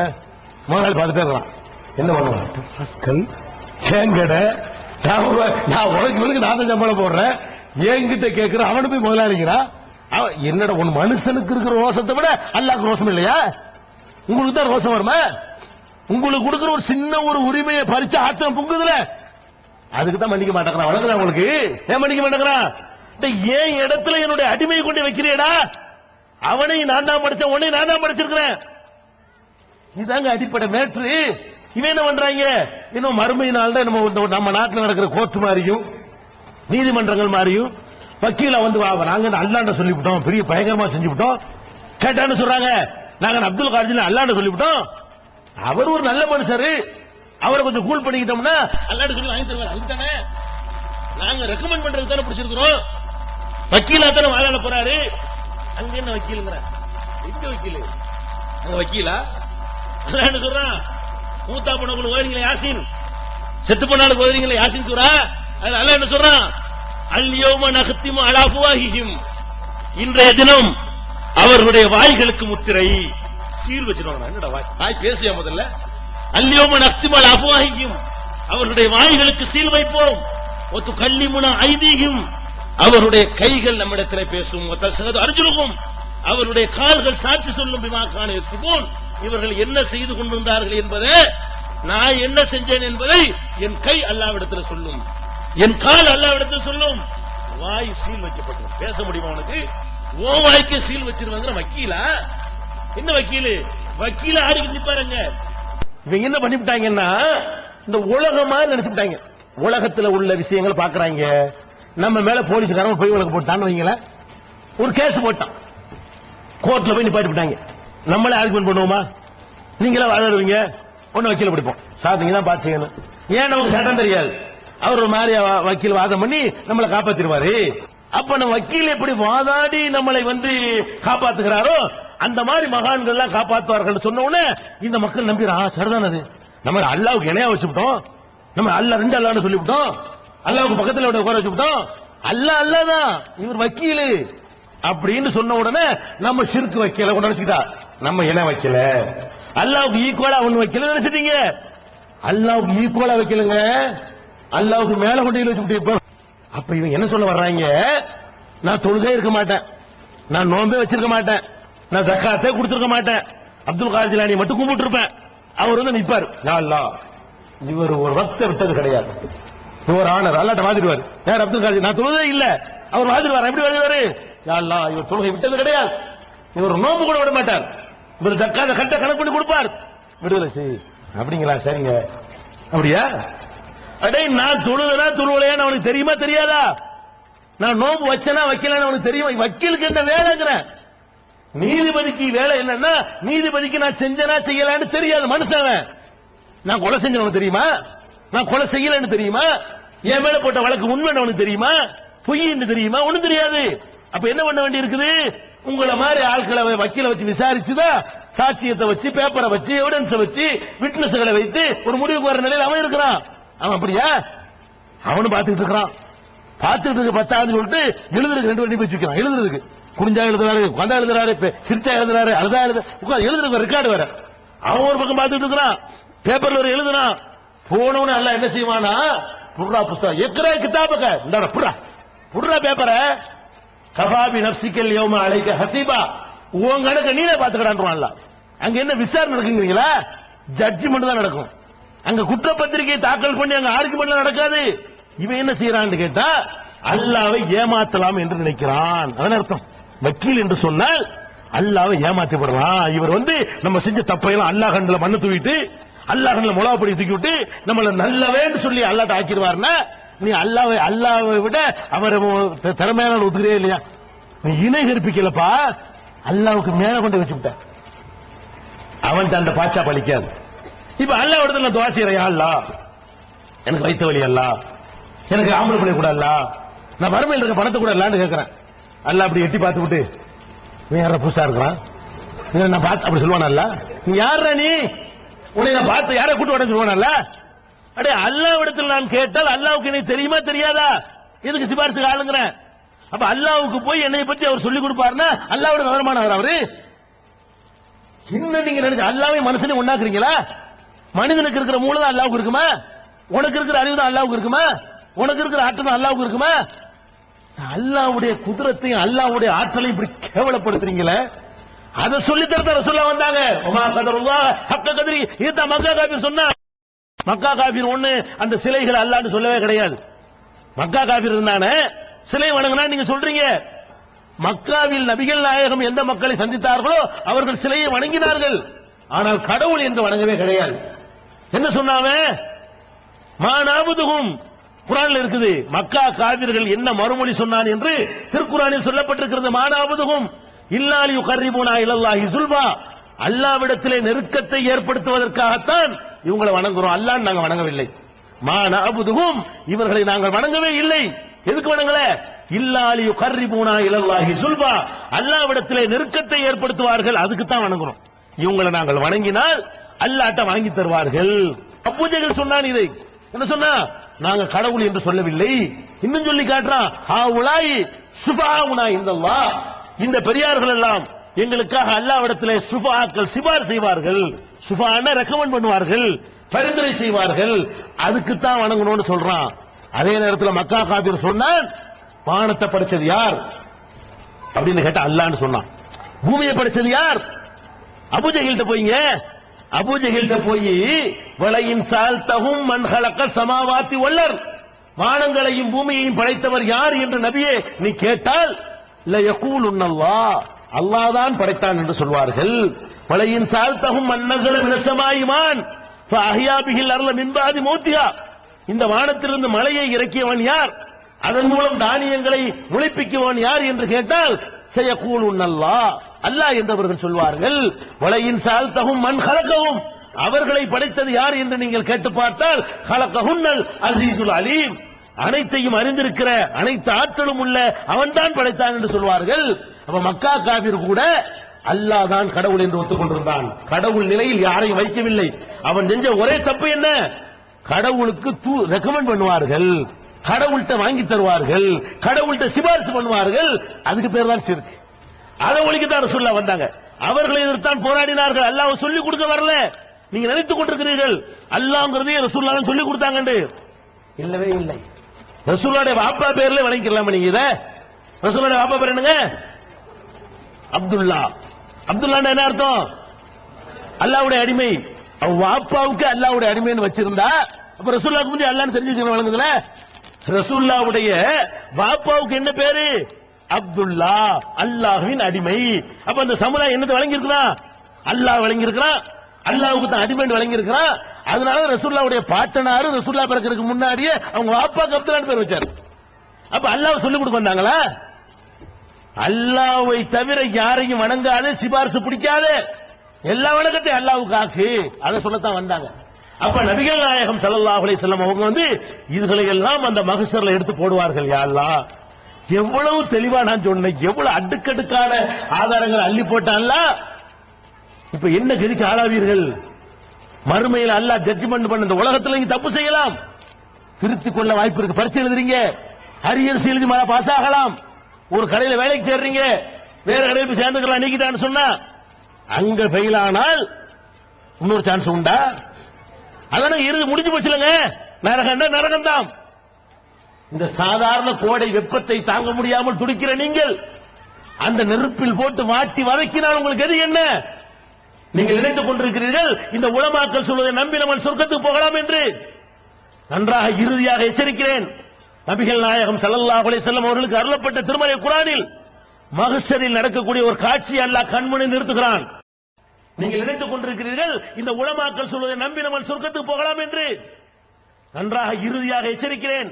நபிகள் நாயகம் ஸல்லல்லாஹு அலைஹி வஸல்லம் அவர்களுக்கு அருளப்பட்ட திருமறை குர்ஆனில் மஹ்ஷரில் நடக்கக்கூடிய ஒரு காட்சி அல்லாஹ் கண்முன்னே நிறுத்துகிறான். என்ன காட்சி தெரியுமா? நரகத்துல போட்டு சிலர் அல்லாஹ் வதக்கி எடுப்பான், வாட்டுவான். வாட்டும் போது அவங்க சொல்லுவாங்களா, யாழைத்தனா யௌமத்து கல்லபு உஜூஹும் பின்னார், சில முகங்கள் நரகில் போட்டு வறுக்கப்படும், வாட்டப்படும், புரட்டி எடுக்கப்படும். அப்ப சொல்லுவாங்களா, யாழைத்தனா அதான அல்லாஹ் வ அதான ரசூலா, அல்லாஹ் சொல்ல கேட்க சொன்னாங்களே கேட்காம போயிட்டோமே, அல்லாஹ்வுடைய ரசூல் சொன்னாங்கன்னு என்னமோ சொன்னாங்களே கேட்காம போயிட்டோமே, இன்ன அதானா சாதத்தனா வ குபரானா, எங்களுடைய பெரியார்கள் எங்களுடைய தலைவர்களுக்கு நாங்கள் கட்டுப்பட்டோம், அலல் உன சபீலா, எங்களை வழிகெடுத்து விட்டாங்களே, பஸ்தாஞ்சனாண்டு கேட்டமே, மூலாண்டு கேட்டமே, ஷெய்குன்னு கேட்டமே, பெரியாண்டு கேட்டமே, அஜித்துன்னு கேட்டமே, ஒரேடியா கவுத்தி விட்டாங்களே. அப்ப சொல்லுவோமா, எப்படி சொல்லுவோம், நம்மளை இப்படி கொண்டாந்து கவுத்தி விட்டாங்களே, அல்லாஹ் எங்களை வழிகெடுத்துட்டாங்க, அதோட நிக்க மாட்டோமா, நம்மளே சொல்லுவோமா, ரப்பனா ஆத்திஹிம் லைஃபைனி மினல் அதாப், யா அல்லாஹ் எங்களுக்கு நரகம் முடிவாயிடுச்சு, பரவாயில்ல இவங்களுக்கு டபுள் கூட அல்ல, யார் அஜித்துக்கு நம்ம கேட்போமா, நரகத்துல கடந்துட்டு கேட்போமா, யா அல்லாஹ் நான் எங்களை கெடுத்து விட்டாங்க, கெடுத்து எங்களுக்கு இது வேணும், ஆனாலும் ஆத்திஹிம் லைஃபைனி மினல் அதாப், இவங்களுக்கு டபுள் அதாப் கூட அல்ல, வல் அன்ஹும் லானன் கபீரா, பெரிய சாபத்தை இவங்க கொடுத்துரு, எங்களை மனசு ஆறட்டு. நமக்கு 2 அடி உள்ள அவனுக்கு 10 அடி உள்ள சத்தப்படும். பள்ளிக்கூடத்துல 2 பேரும் கலத்தரமா தப்பு பண்ணிடுவாங்க, ஒருத்தருக்கு 2 விழுவோம், பயங்கரமா துடிப்பாய்வன், அவனுக்கு 3 விழுதுன்னு செய்வான், 3 இல்லையா, இது நடக்க கூத்தாங்க பாருங்க. சுப்ஹானல்லாஹ், அல்லாஹ் பயந்து கொள்ளுங்கள் என் அருமை பட்டல் புது ஜமாத்தார்களே. அல்லாஹ் ஒருவனை பார்த்து கொண்டு எல்லாத்தையும் கவனிச்சுக்கிறீங்க. பள்ளிவாசல்ல இந்த மாதிரி உங்களை வழிகெடுக்கிற உலமாக்கள் போர்டு வைக்க சொல்றா, நீங்க வைக்கிறீங்க. உங்களை வழிகெடுக்கிற உலமாக்கள் உங்களை இன்னும் நரகப்படுகொடியில் ஆழமாக அடித்தட்டில் தள்ளுவதற்காக அவன் பள்ளிவாசலுக்கு வரக்கூடாது, இவன் பள்ளிவாசலுக்கு வரக்கூடாது என்று எழுத சொல்கிறான், நீங்க எழுதுகிறீர்கள். போடு தோப்பு கர்ணம் என்கிறான், எண்ணிக்கோள் என்கிறீர்கள். சிந்திக்க மாட்டீர்களா? பள்ளிவாசலை விட்டு தடுக்கிற அதிகாரம் உலமாவுக்கு இருக்குதா? உங்களுக்கு இருக்கிறதா? பள்ளிவாசல் என்ன நினைச்சிட்டு இருக்கிறீங்க? உங்களுக்கு ஒன்றை எச்சரிக்கிறேன். திருமறை குர்ஆனில் அல்லாஹ் ரப்பல் ஆலமீன் 2 சாராரோடு நான் நேரடியாக யுத்தம் செய்கிறேன் என்று சொல்கிறான். 2 சாராருக்கு எதிராகத்தான் வாடா சண்டைக்குங்கிறான். இந்த வார்த்தையை யாருக்கு அல்ல பயன்படுத்தலங்க? தொழுவலையா குற்றவாளிங்கிறான், மரியாதை சண்டைக்கு நல்லா கேட்க மாட்டேங்கிறான், நோம்பு வைக்கலையா வாடா போட்டு பார்த்துக்கணும் கேட்க மாட்டேங்கிறான். 2 நபர்கள்ட்ட அல்லாஹ் என்ன செய்யறான்னு கேட்டா வாடா மோதி பாப்பாங்கிறான். அல்லாஹ் மோதி பாப்பமான்னு கூப்பிடுற ஒரு விஷயத்துக்கு நீ போன உங்க கதி என்ன? 2 விஷயம் என்ன தெரியுமா? ஒன்னு வட்டி, வட்டி வாங்குறான் பாருங்க, வட்டி வாங்கி சாப்பிடுறவனுக்கு அல்லாஹ் சொல்றான் ஃபஅதூ பிஹர்பி மினல்லாஹி வ ரசூலிஹி, அல்லாஹ்வுக்கும் ரசூலுக்கும் எதிராக யுத்த பிரகடனம் செஞ்சிட்டான், சண்டைக்கு வாடாங்கறான், வாடா சண்டைக்குறான், எனக்கும் என் தூதருக்கும் எதிராக யுத்தத்துக்கு வர ரெடியா வாங்க வட்டிய, சண்டைக்கு வர தயார் என்றால் நீ வட்டியை வாங்கிக்கங்கறான் அல்லாஹ். அப்ப வட்டி வாங்குறவனுக்கு எதிராக அல்லாஹ் போர் பிரகடனம் செய்கிறான், சண்டைக்கு வரையான்னு கேட்கறான். வாங்கினா உங்க கதி என்ன பாத்துக்க. ஒண்ணு அந்த டாபிக் எல்லாம் இப்ப ஒண்ணு முதல் விஷயம் இது. இரண்டாவது என்ன தெரியுமா?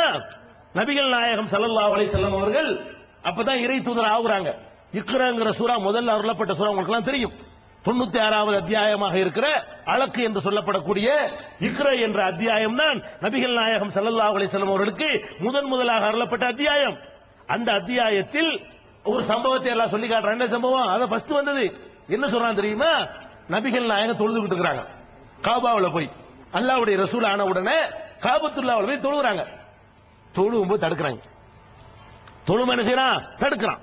சஜிதாவில் இருக்கிற நேரத்தில் ஒட்டகத்தோடைய குடல் இருக்குல்ல, அந்த சாணத்தோட கொண்டு வந்து அவங்களுடைய கழுத்துல வைக்கிறான். எழுந்திருக்க முடியாமல் நபிகள் நாயகம் அவர்கள் அதை ரொம்ப மூச்சு திணறி தடுமாறுகிறார்கள். கைகூட்டி சிரிக்கிறான் எல்லாரும். உடனே மகள் பாத்திமா கேள்விப்பட்டு, பயங்கரமான வீரப்பெண்மணி பாத்திமா ரலியல்லாஹு நேரடியாக களத்துக்கு வருவாங்க. யுத்தத்துலாம் போயிருக்கிறாங்க, காயம்பட்டவர்களாம் மருத்துவம் செய்வாங்க. பாப்பாவுக்கு கொஞ்சம் கூட குறையாத ஆள் வீரத்தில் வர்றாங்க, ஓடி வர்றாங்க. அப்படி கச்சையை கட்டி அப்படி தூக்கி அந்த குடலை பிரட்டி விட்டுட்டு தகப்பனார் தொடச்சு விட்டு கூட்டு போறாங்க. எல்லாம் கை கட்டி என்ன செய்யறான்? சிரித்துக் கொண்டிருக்கிறார்கள். இதை பார்த்த உடனே ரப்புல் ஆலமீன் வசனத்தை இறக்குறான். என்ன இருக்கிறான்? அரை தல்லதி என்னஹா அபுதன் இதா சல்லா, தொழுது கொண்டிருக்கிற ஒரு அடியாரை, அவ் அமரபி தக்வா, இறை எச்சத்தை பற்றி போதிக்கிற ஒரு அடியாரை என்னடா செஞ்சார்? அவரு தொழுகிறார், அல்லாஹ் பயப்படுகிறார். என்ன செஞ்சார் அவரு? அல்லாஹ் பயப்படு சொன்ன குற்றமா? இந்த அப்துல் கார் என்ன சொன்னார்? அதென்ன சொன்னாரு? அடே அல்லாஹ் தொழுங்கடாண்டாரு, அல்லாஹ்வுக்கு பயப்படுறாரு. ரசூலுல்லாஹ் பத்தி அல்லாஹ் சொல்றான், அரை தல்லதி என்னஹா அபுதன் இதா சல்லா, தொழுது கொண்டிருக்கிற அடியாரை தடுக்கிறானே அவனை பார்த்தாயா? அவ் அமரபி தக்வா, அல்லாஹ்வுடைய அச்சத்தை பற்றி போதிக்கிறானே, அந்த மனிதனை போய் தடுக்கிறானே அவனை பார்த்தாயா அப்படின்னு கேட்ட அல்லாஹ் என்ன சொல்றான்னு கேட்டா, கல்லால இல்லம் என்தகி, இவன் விலகிக் கொள்ளவில்லையானால், அல்லாஹ்வுடைய ஆலயத்தில் அல்லாஹ்வை தொழுகிறவர் அடியான தடுக்கிறிய, நீ விலகிக் கொள்ளவில்லையானால் லனஸ்தாம் பின் நாசியா, உன் குடுமியை நான் பிடிப்பேன். அல்லாஹ் சொல்றான், உன் குடுமியை நான் பிடிப்பேன். நாசியத்தின் காதிபத்தின் ஹாத்தியா, பாவம் செய்து கொண்டிருக்கிற, குற்றம் செய்து கொண்டிருக்கிற உன்னுடைய குடுமியை நான் பிடிப்பேன். சொல் எது நாதியா, உன் சபையை நீ கூட்டா, ஜமாத்தை கூட்டா, சனதுமு ஜபானியா, நானும் கூட்டேன்டா சபைங்கிறாள். எப்படி வார்த்தை பாத்தீங்களா முத்தவள்ளிகளே?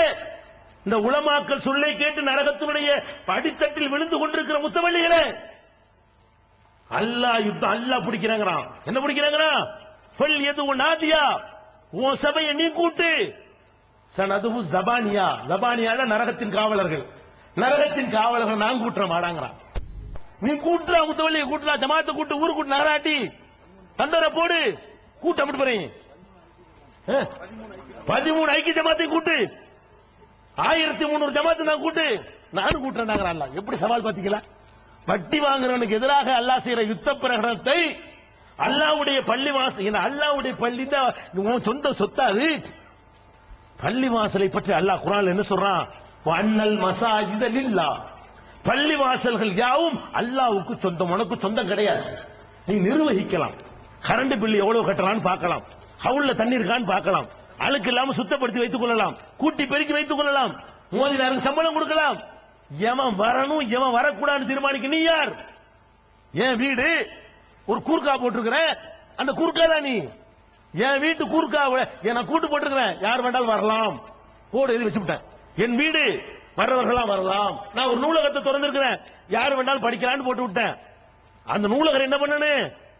வர்றவனுக்கு வசதி செஞ்சு கொடுக்கணும், நாங்க சேர் உட்காருங்க, படிங்க, எந்த புத்தகம் வேணும்னு கேட்கணும். அதான் செய்யணுமே தவிர, டேய் நீ வரக்கூடாது, நீ வரணும், நீ வரக்கூடாது, நீ வரணும், அது யாரா இருக்கா? அப்ப பள்ளிவாசல் அல்லாஹ்வுக்கு சொந்தம். திருமறை குர்ஆன்ல அல்லாஹ் சொல்லி காட்டுறான், வமன் அலமு மிம்மம் மனா மசாஜித் அல்லாஹி ஐ யுذكر في اسمه وسعى في خرابها اولئك ما كان لهم ان يدخلوها الا خائفين. குர்ஆன் வசனம். இங்க அர்த்தம் என்ன தெரியுமா? வமன் அலமு, மிகப்பெரிய அக்கிரமக்காரன் யார் இருக்க முடியும்? ஸ்டார்டிங் எப்படி வருதுங்க? அக்கிரமக்காரன் இல்லையே, பயங்கர பயங்கர பயங்கரமான அக்கிரமக்காரன் யார் தெரியுமா?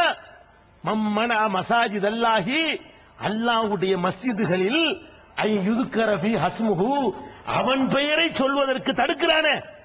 அல்லாஹ்வுக்கு சொந்தமான பள்ளிவாசல்ல அல்லாஹ்வுடைய பெயரை சொல்வதற்கு தடுக்கிறானே, அவனை விட அநியாயக்காரன் யார்? அநியாயக்காரன்லயே மிக மிக பெரிய அநியாயக்காரன் என்று யாரை பற்றி அல்லாஹ் சொல்கிறானோ, அந்த அநியாயக்காரர்களாக உங்களை ஆக்குகிற உலமாக்களையா நம்புகிறீர்கள்? இவர்கள் சொல்லை கேட்டு அல்லாஹ்வுக்கு முன்னாடி மிகப்பெரிய அநியாயக்காரன் நிக்க போகிறீர்களா? இன்னும் சொல்கிறேன், நீங்கள் இந்த போர்டுகளை அப்புறப்படுத்தாவிட்டால் மறுமையில் மாத்திரமல்ல, நினைச்சுக்கிட்டு இருக்கிறாங்க. என்ன செய்றாங்க தெரியுமா? நம்மளும் எத்தனை வருஷம் ஆச்சு போர்டு போட்டு? நீங்க போட்டு 4 வருஷம் இருக்குமா? நம்மளும் நேத்தா போர்டு போட்டோம், 4 வருஷம் நல்ல தானே இருக்கிறோம் நினைக்கிறா. நம்ம போர்டு போட்டு நல்லா குடும்பியை பிடிக்க எங்க பிடிச்சா? 4 வருஷம் போட்டோம்ல, போர்டு போட்டு 4 வருஷம் ஆச்சு. வெற்றிகரமான 5வது வருஷம், வெற்றிகரமான 6வது வருஷம். நான் தொழில தான் இருக்கிறேன், என் வியாபாரம் நல்லா இருக்குது, என் தொழில் நல்லா இருக்கு, என்னோட ஆயிடுச்சு அப்படின்னு நினைக்கிறீங்களா? அதுக்கும் பதில் இருக்கு. நபிகள் நாயகம் ஸல்லல்லாஹு அலைஹி வஸல்லம் வந்து ஒட்ட குடலை போட்டு தடுத்தானே, அப்ப ரசூல் அல்லாஹ்ட்ட என்ன செஞ்சாங்க தெரியுமா? அல்லாஹும்ம அலைக பி குரைஷ், யா அல்லாஹ் இந்த குரைஷியரை நீ பார்த்துக்கொள். அல்லாஹும்ம அலைக பி அபீ ஜஹல், யா அல்லாஹ் அபூ ஜஹலை நீ பார்த்துக்க. அல்லாஹும்ம அலைக பி உத்பா, இந்த உத்பாங்கிறவன் நீ, யாரெல்லாம் ரெண்டு கேலி பண்ணி சிரித்தார்களோ அவ்வளவு பேரையும் சொல்லி நீ பார்த்துக்க, நீ பார்த்துக்கன்னு சொன்னாங்க அல்லாஹ்வுடைய தூதர். சொன்ன பிறகு 1 வருஷம் ஆச்சு, அவங்க இதான் ஓங்குது. 2 வருஷம் ஆச்சு, அவங்க இதான் ஓங்குது. 3 வருஷம் ஆச்சு, அவங்க இதான் ஓங்குது. 4 வருஷம் ஆச்சு, அவங்க இதான் ஓங்குது. ஊரு விட்டு ஓடுறாங்க, கொல்லப்படுறாங்க, ரெட்டடிக்கப்படுறாங்க, வாழவே முடியல, ரசூலை கொல்ல வர்றாங்க, ரசூலை பயந்துட்டு ஓடுறாரு. 13 வருஷம் அப்படி போட்டாங்க வெறியாட்டம். ரசூலாங்க நான் பிடிக்கவே நல்லா சொன்னா பிடிக்க காணாம். 1 வருஷம் ஆச்சு பிடிக்கல, 2 வருஷம் ஆச்சு பிடிக்கல, 3 வருஷம் ஆச்சு பிடிக்கல, 4 வருஷம் ஆச்சு பிடிக்கல. ஆரம்பத்தில் இறங்கின வசனம் இது. 13 ஆண்டுகள் பிடிக்கல. 13 ஆண்டுகளுக்கு பிறகு ரசூலுல்லாஹ் மக்காவுக்கு போன பிறகு பத்ர் யுத்தம் வருது. வர்றாங்க கரெக்டா, அந்த செஞ்சவன் பூரா வர்றான். எவனெல்லாம் தடுத்தானோ, ஒட்டகோட்ல வச்சானோ, கேலி கட்டி கை கொட்டி சிரிச்சானோ எல்லா பேரும் வர்றான். ஆரம்ப கால முஸ்லீம்ல ஒரு ஆள் இப்னு மசூத், மக்காவுல இருந்து ஸ்டார்டிங்ல இஸ்லாத்தை தழுவியவர், இந்த துஆ செய்யற கண்ணால பார்த்தவர். அவர் சொல்லுகிறார், அந்த பத்ர் போர்க்களத்திலே எவனெல்லாம் ரசூல் ஸல்லல்லாஹு அலைஹி வஸல்லம் அவர்களை ஒட்டக குடலை வைத்துவிட்டு கைகொட்டி சிரித்தார்களோ அவ்வளவு பேருமே வேறற்ற மரங்களாக வெட்டி வீழ்த்தப்பட்டதை என் கண்களால் கண்டேன். அதான் அல்லாஹ் இன்னைக்கு செஞ்சு நினைக்கிறியா? அல்லாஹ்வுடைய வேலை என்ன? விட்டு பிடிப்பான். உன்னை மாதிரி அழகா பழமொழி சொன்னார், செய்வல சொன்னார, அரசு அன்று கொள்ளும், தெய்வம் நின்று கொள்ளும். இது இஸ்லாத்துக்கு உகந்த பழமொழி, அதனால சொல்லிக்கிறோம். அரசன் தான் அன்னைக்கு தண்டிப்பான். அவன் என்ன செய்யறான்? எவ்வளவு அக்கறம், 63 வருஷம் பாக்குறான், உன்னைய 70 வருஷம் பாக்குறான்ல, 100 வயசு கொடுத்து பாக்குறான்ல, அது அல்லாஹ். அல்லவே இல்லம்மா தின்னுடாங்க அல்லாஹ். இவன் அல்லாஹ் இல்லங்கிறான். இந்த தின்னு சோத்து தின்னு, இந்த பிரியாணி கொடுக்குறான், நெல்லி கொடுக்குறான்ல, இங்க வச்சு நல்ல அந்த குர்பானி கடை கொழுக்க வைக்கும்ல, நல்ல கொழுக்க, அதுல இன்னைக்கு அதான் குர்பானி கடை தான். வாங்க குர்பானி கடை எதில் ஆக போறீங்க? அல்லாஹ்வுடைய ஸ்டைல அதான். மீன் பிடிக்கிற மாதிரி தான், விட்டு பிடிக்கிற அல்லாஹ்வுடைய வேலை. தூண்டிய போடுறோம், மீன் வந்து என்ன செய்ய, அந்த மண்புழுவையோ சின்ன மீனையோ மாட்டின உடனே வேகமா வந்து கடிப்பாங்க. கடிச்ச உடனே என்ன செய்ய, தூண்டி போடுறவன் உடனே வெட்ட மாட்டான். வெட்ட மாட்டாத என்ன செய்வான், இன்னும் கொஞ்சம் விடுவான். இந்த மிதப்பு கட்டை, ஒண்ணு மிதப்பு கட்டை போட்டிருப்பான், அந்த மிதப்பு கட்டை உள்ள போவோம், இன்னும் கொஞ்சம் விடுவான், இன்னும் கொஞ்சம் உள்ள விடுவான். அவை நினைக்குவாங்க வசமா மாட்டிக்கிருச்சின்னு சொல்லி அந்த மீன் இழுத்துக்கிட்டே போகும். இவன் விட்டுக்கிட்டே இருப்பான். எதுக்கு? இது முழுங்கி முழுங்கி இங்க வரணும், இங்கனுக்குள்ள இருக்க மீன் தான் வராது, வாய் தான் பிச்சுக்கிட்டு வரும். முழுசா வெட்டணுமா இல்லையா? அவன் கரெக்டா விட்டுட்டே இருப்பான். ஒரு வெட்டு வெட்டுவான் பாருங்க, அதான் அல்லாஹ். அல்லாஹ் இருக்கிறான், சனஸ்தத்ரிஜுஹும் மின் ஹைஸு லா யஅலமூன், இவர்கள் அறியாத விதத்திலே விட்டு விட்டு பிடிப்பான்டானா. நம்ம ஸ்டைல் என்ன தெரியுமா? உடனே அடிக்க மாட்டேன். அநியாயம் பண்றியா, இன்னும் 2 சேர்த்து பண்ண சொல்லுவேன், இன்னொரு 4 பண்ண சொல்லுவேன், உன்னை நல்லா மேல வைக்குவேன், வேற இன்னொரு படி மேலே தன்னது மண்டை உடையி. முதப்படில தள்ளி விட்டா மண்டை உடையாதுலங்க. முதப்படில ஏறும்போது தள்ளி விட்டா நீ வந்து தெரிக்க மாட்ட. நான் என்ன கொண்டு வந்து தெரியுமா? 2வது படியில ஏறி, 3வது படியில ஏறி, 4வது படியில ஏறி, நீ மேல போறது இருப்பேன், 5வது படியில ஏறி முட்டை மாடி வந்த ஒரே தள்ளு. ஒன்னு ஆவல நினைக்கிறியா? 4 வருஷம் தான் ஆகுது வரும். இன்றையோட போட அப்புறப்படுத்தல நாங்க விட்டுறோம்.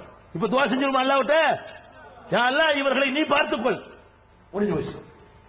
அவ்வளவு. ரசூலுல்லாஹ் செஞ்ச துவாவை அல்லாஹ் முன்னாடி சாட்சி. அல்லாஹ்வுடைய அவனுக்கு சொந்தமான ஆலயத்துல நீ சொந்தக்காரனா? இந்த போர்டுகளை அப்புறப்படுத்துங்கள். இந்த உலமாக்கள் உங்களை நரகத்துக்கு இழுத்து செல்கிறார்கள். இன்னொன்றையும் சொல்கிறேன், அல்லாஹ் இருக்கிறான், சனஸ்தத்ரிஜுஹும் மின் ஹைஸு லா யஅலமூன், இவர்கள் அறியாத விதத்திலே விட்டு விட்டு பிடிப்பான்டானா. நம்ம ஸ்டைல் என்ன தெரியுமா? உடனே அடிக்க மாட்டேன். அநியாயம் பண்றியா, இன்னும் 2 சேர்த்து பண்ண சொல்லுவேன், இன்னொரு 4 பண்ண சொல்லுவேன், உன்னை நல்லா மேல வைக்குவேன், வேற இன்னொரு படி மேலே தன்னது மண்டை உடையி. முதப்படில தள்ளி விட்ட மண்டை உடையாதுலங்க. முதப்படில ஏறும்போது தள்ளி விட்டா நீ வந்து தெரிக்க மாட்ட. நான் என்ன கொண்டு வந்து தெரியுமா? 2வது படியில ஏறி, 3வது படியில ஏறி, 4வது படியில ஏறி, நீ மேல போறது இருப்பேன், 5வது படியில ஏறி முட்டை மாடி வந்த ஒரே தள்ளு. ஒன்னு ஆவல நினைக்கிறியா? 4 வருஷம் தான் ஆகுது வரும். இன்றையோட போட அப்புறப்படுத்தல நாங்க விட்டுறோம். இப்ப துவா செஞ்சிருமா அல்லாஹ்விட்ட, யா அல்லாஹ் இவர்களை நீ பார்த்துக்கொள், முடிஞ்சு போச்சு. அவ்வளவு. ரசூலுல்லாஹ் செஞ்ச துவாவை அல்லாஹ் முன்னாடி சாட்சி. அல்லாஹ்வுடைய அவனுக்கு சொந்தமான ஆலயத்துல நீ சொந்தக்காரனா? இந்த போர்டுகளை அப்புறப்படுத்துங்கள். இந்த உலமாக்கள் உங்களை நரகத்துக்கு இழுத்து செல்கிறார்கள். இன்னொன்றையும் சொல்கிறேன், நம்ம வாழுகிற நாட்டின் சட்டப்படி இது போன்ற இது புதுசு, தமிழ் பொட்டல் புதருக்கு புதுசாக இருக்கலாம். வட இந்தியாவிலே, பீகாரிலே, உத்தரப்பிரதேசத்திலே, இன்னும் பல பஞ்சாபிலே, பாகிஸ்தானா இருக்குது, அந்த பஞ்சாபில் எல்லாம் 50 ஆண்டுகளுக்கு முன்னாடியே இந்த யுத்தம் ஆரம்பித்து விட்டது. கபரை உடைக்கிற யுத்தம், சமாதிகளை இடிக்கிற யுத்தம், கத்தம்பாத்திகளை ஒழிக்கிற யுத்தம், மதுகபுகளை ஒழித்து கட்டுகிற யுத்தம் அன்னைக்கு ஆரம்பிச்சிருச்சு. பள்ளிவாசலுக்கு வரக்கூடாது, அப்பவும் தடுத்தார்கள். 50 ஆண்டுகளுக்கு முன்னால், 40 ஆண்டுகளுக்கு முன்னால் இது பற்றிய வழக்குகள் பல அலகாபாத்ல உயர் நீதிமன்றம் வரைக்கும் நடந்து அந்த நீதிமன்றங்கள் தீர்ப்பளித்திருக்கின்றன. இஸ்லாமிய சட்டப்படி பள்ளிவாசல்ல எந்த முஸ்லிமையும் தடுக்க முடியாது. அவன் எந்த பிரிவை சேர்ந்தவனாக இருந்தாலும் சரி, அவனை தடுப்பதற்கு எந்த பள்ளியிலும் அதிகாரம் இல்லை. ஷியா பள்ளியில் சன்னியை தடுக்க முடியாது, சன்னி பள்ளியில் ஷியாவை தடுக்க முடியாது, அஹ்ல ஹதீஸ் பள்ளியில் சுன்னத் ஜமாத்தை தடுக்க முடியாது, சுன்னத் ஜமாத் பள்ளியில் அஹ்ல ஹதீஸை தடுக்க முடியாது, ஷாஃபி பள்ளியில் ஹனபியை தடுக்க முடியாது, ஹனபி பள்ளியில் ஷாஃபியை தடுக்க முடியாது. அதுதான் இஸ்லாம் சொல்கிறது என்று ஹைகோர்ட்டுடைய தீர்ப்பு இருக்கிறது. அதனுடைய நகல் தேவைப்படக்கூடியவர்கள் எங்களுக்கு அனுப்பினால், கடிதம் எழுதினால் அந்த தீர்ப்புடைய நகலை ஆங்கிலத்திலும் அதனுடைய தமிழாக்கத்தையும் உங்களுக்கு அனுப்பி வைக்கிறோம். அந்த தீர்ப்பை அடிப்படையாக வைத்து உங்களுடைய பகுதி செஷன்ஸ் கோட்டை எங்க, செஷன்ஸ் எங்க, அம்பாசமுத்திரம் கோட்டா, அம்பாசமுத்திரத்தில் கொண்டு போய் அந்த ஹைகோர்ட் காப்பியும் சேர்த்து போட்டோன்னு வைங்க. எங்க உரிமையை மீறினதுக்காக வேண்டி உள்ள ஒருத்தர் ரெடியா இருக்கிறது வேணான்னு பாக்குறோம். இந்தியாவுடைய சட்டப்படி கூட நீங்கள் தடுப்பது குற்றம். நம்ம மதத்தில் கோர்ட்டுக்கு போகும்போது என்ன பண்ணிட்டான்னா, இஸ்லாத்திற்கு தடுக்க முடியாது, பள்ளிவாசல யார் வேணாலும் வரலாம், யாரையும் தடுக்கிறதுக்கு எந்த அதிகாரமும் யாரும் கிடையாது என்று ஒரு ஹைகோர்ட்டில், ஒரு மாநில ஹைகோர்ட்டில் தீர்ப்பளிக்கப்பட்டால் அதுதான் ஒரு செஷன்ஸ்லையும் தீர்ப்பளிக்க வேண்டும். ஹைகோர்ட் தீர்ப்பு என்பது சட்டத்தினுடைய அங்கீகாரம். சட்ட புஸ்தகத்தில் எழுதியிருந்தால் என்ன அந்தஸ்தோ அதே அந்தஸ்து ஹைகோர்ட்டுடைய தீர்ப்புகளுக்கு இருக்கிறது. அதை காரணமாக காட்டி பல ஊர்களிலே, புளியங்குடி நுழைஞ்சல இல்லையாங்க, புளியங்குடி என்ற ஊரிலே ஒரு அப்துல் காதர் மாதிரியாக ஒரு கொடுமை செய்தார்கள். கோர்ட்ல ஆர்டர் வாங்கி கொண்டு 100 போலீஸ் படை சூழ அங்க உள்ள அப்துல் காதர் உள்ளே போனோம். இங்க எங்க வாங்க, இந்த இருக்காரு, இவர் தான் இவர் அங்க உள்ள இருக்காரு. முகமது இன்னைக்கு மாவட்ட பொருளாளரா, மாவட்ட செயலாளர், அவரை வந்து நினைஞ்சாங்க ஊர்ல புளியங்குள்ள தடுத்தார்கள். வென்றார்களா? நீதிமன்றத்தை அணுகணும். நீங்க தலையிட நினைச்சிட்டு இருக்காதீங்க, நாங்க ஒண்ணு அணுகல, பொட்டல் புதற்கு அணுகவில்லை. ஏன்னா அப்துல் காதருக்கு எதிராக மனித உரிமைகளை கவனம் செலுத்திக்கிட்டு இருக்கிறோம். இது தொடருமையானால் கோர்ட்டுக்கு போய் இந்த போலீஸ்காரங்க டிஎஸ்பி எஸ்பி எல்லாம் பாதுகாப்பு தர அப்படி வருவோம். பள்ளியாசலுக்குள்ள தலையில துண்டு போட்டு கேவலப்பட்டு நிக்கணும், அப்புறமேல தடுத்தா உள்ள கொண்டு போட்டுருவோம்.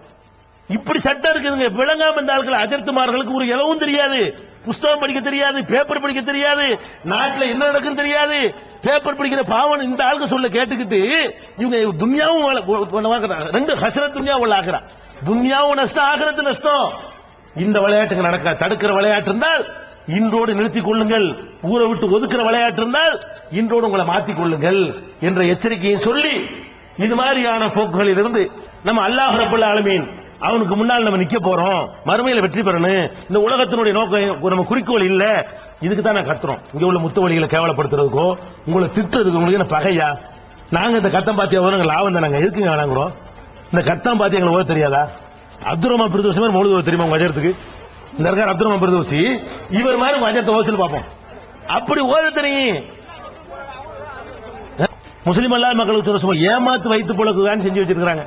இதை நம்பிக்கிட்டு போய் நம்ம இஸ்லாம் நினைச்சுக்கிட்டு நீங்க போய் ஏமாந்து போயிடாது. எல்லாம் காணிக்கையெல்லாம் ஓடிக்கிட்டு இருக்கிறது. ஏர்வாடுல இருந்து எரிஞ்சு போனிச்சுப்பாங்க கறிக்கோட்டைகளா குழந்தைகள், அது ஒண்ணு போதும் நீங்க புரிஞ்சுக்கிறதுக்கு. அந்த மனநோயாளிகள் கூட ஏர்வாடு இப்ராஹிம் காப்பாற்ற முடியல.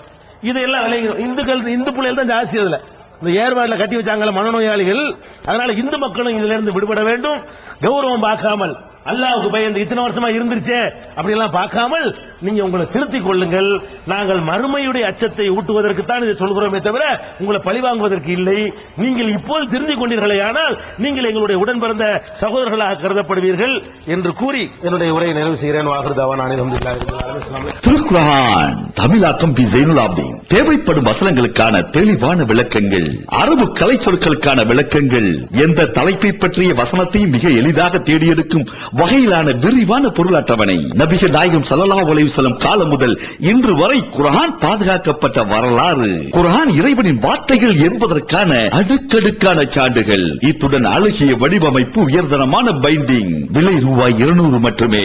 வெளியீடு Moon publication, number 3, post office தெரு, மண்ணடி, சென்னை 1. Phone number 55690810. இதுவரை வின் டிவியில் ஒளிபரப்பு செய்யப்பட்ட வெள்ளை மீறாது மௌனூதும் மீளாதும் இஸ்லாத்தில் முழுமையாக நுழைந்து விடுங்கள். திருக்குர்ஆனின் தெற்குமிகள் பிறப்பமுதல் இருப்பு வரை வெள்ளி மேடை மற்றும் சகோதரர் பி ஜெயலலிதா அவர்கள் உரையாற்றிய 700க்கும் மேற்பட்ட தலைப்புகளில் ஆடியோ வீடியோ சிடிகள் கிடைக்கும் இடம் வேர்ல்ட் 81 அங்கப்பன் தெரு, சென்னை 1. Phone number 25234685 98406 39706.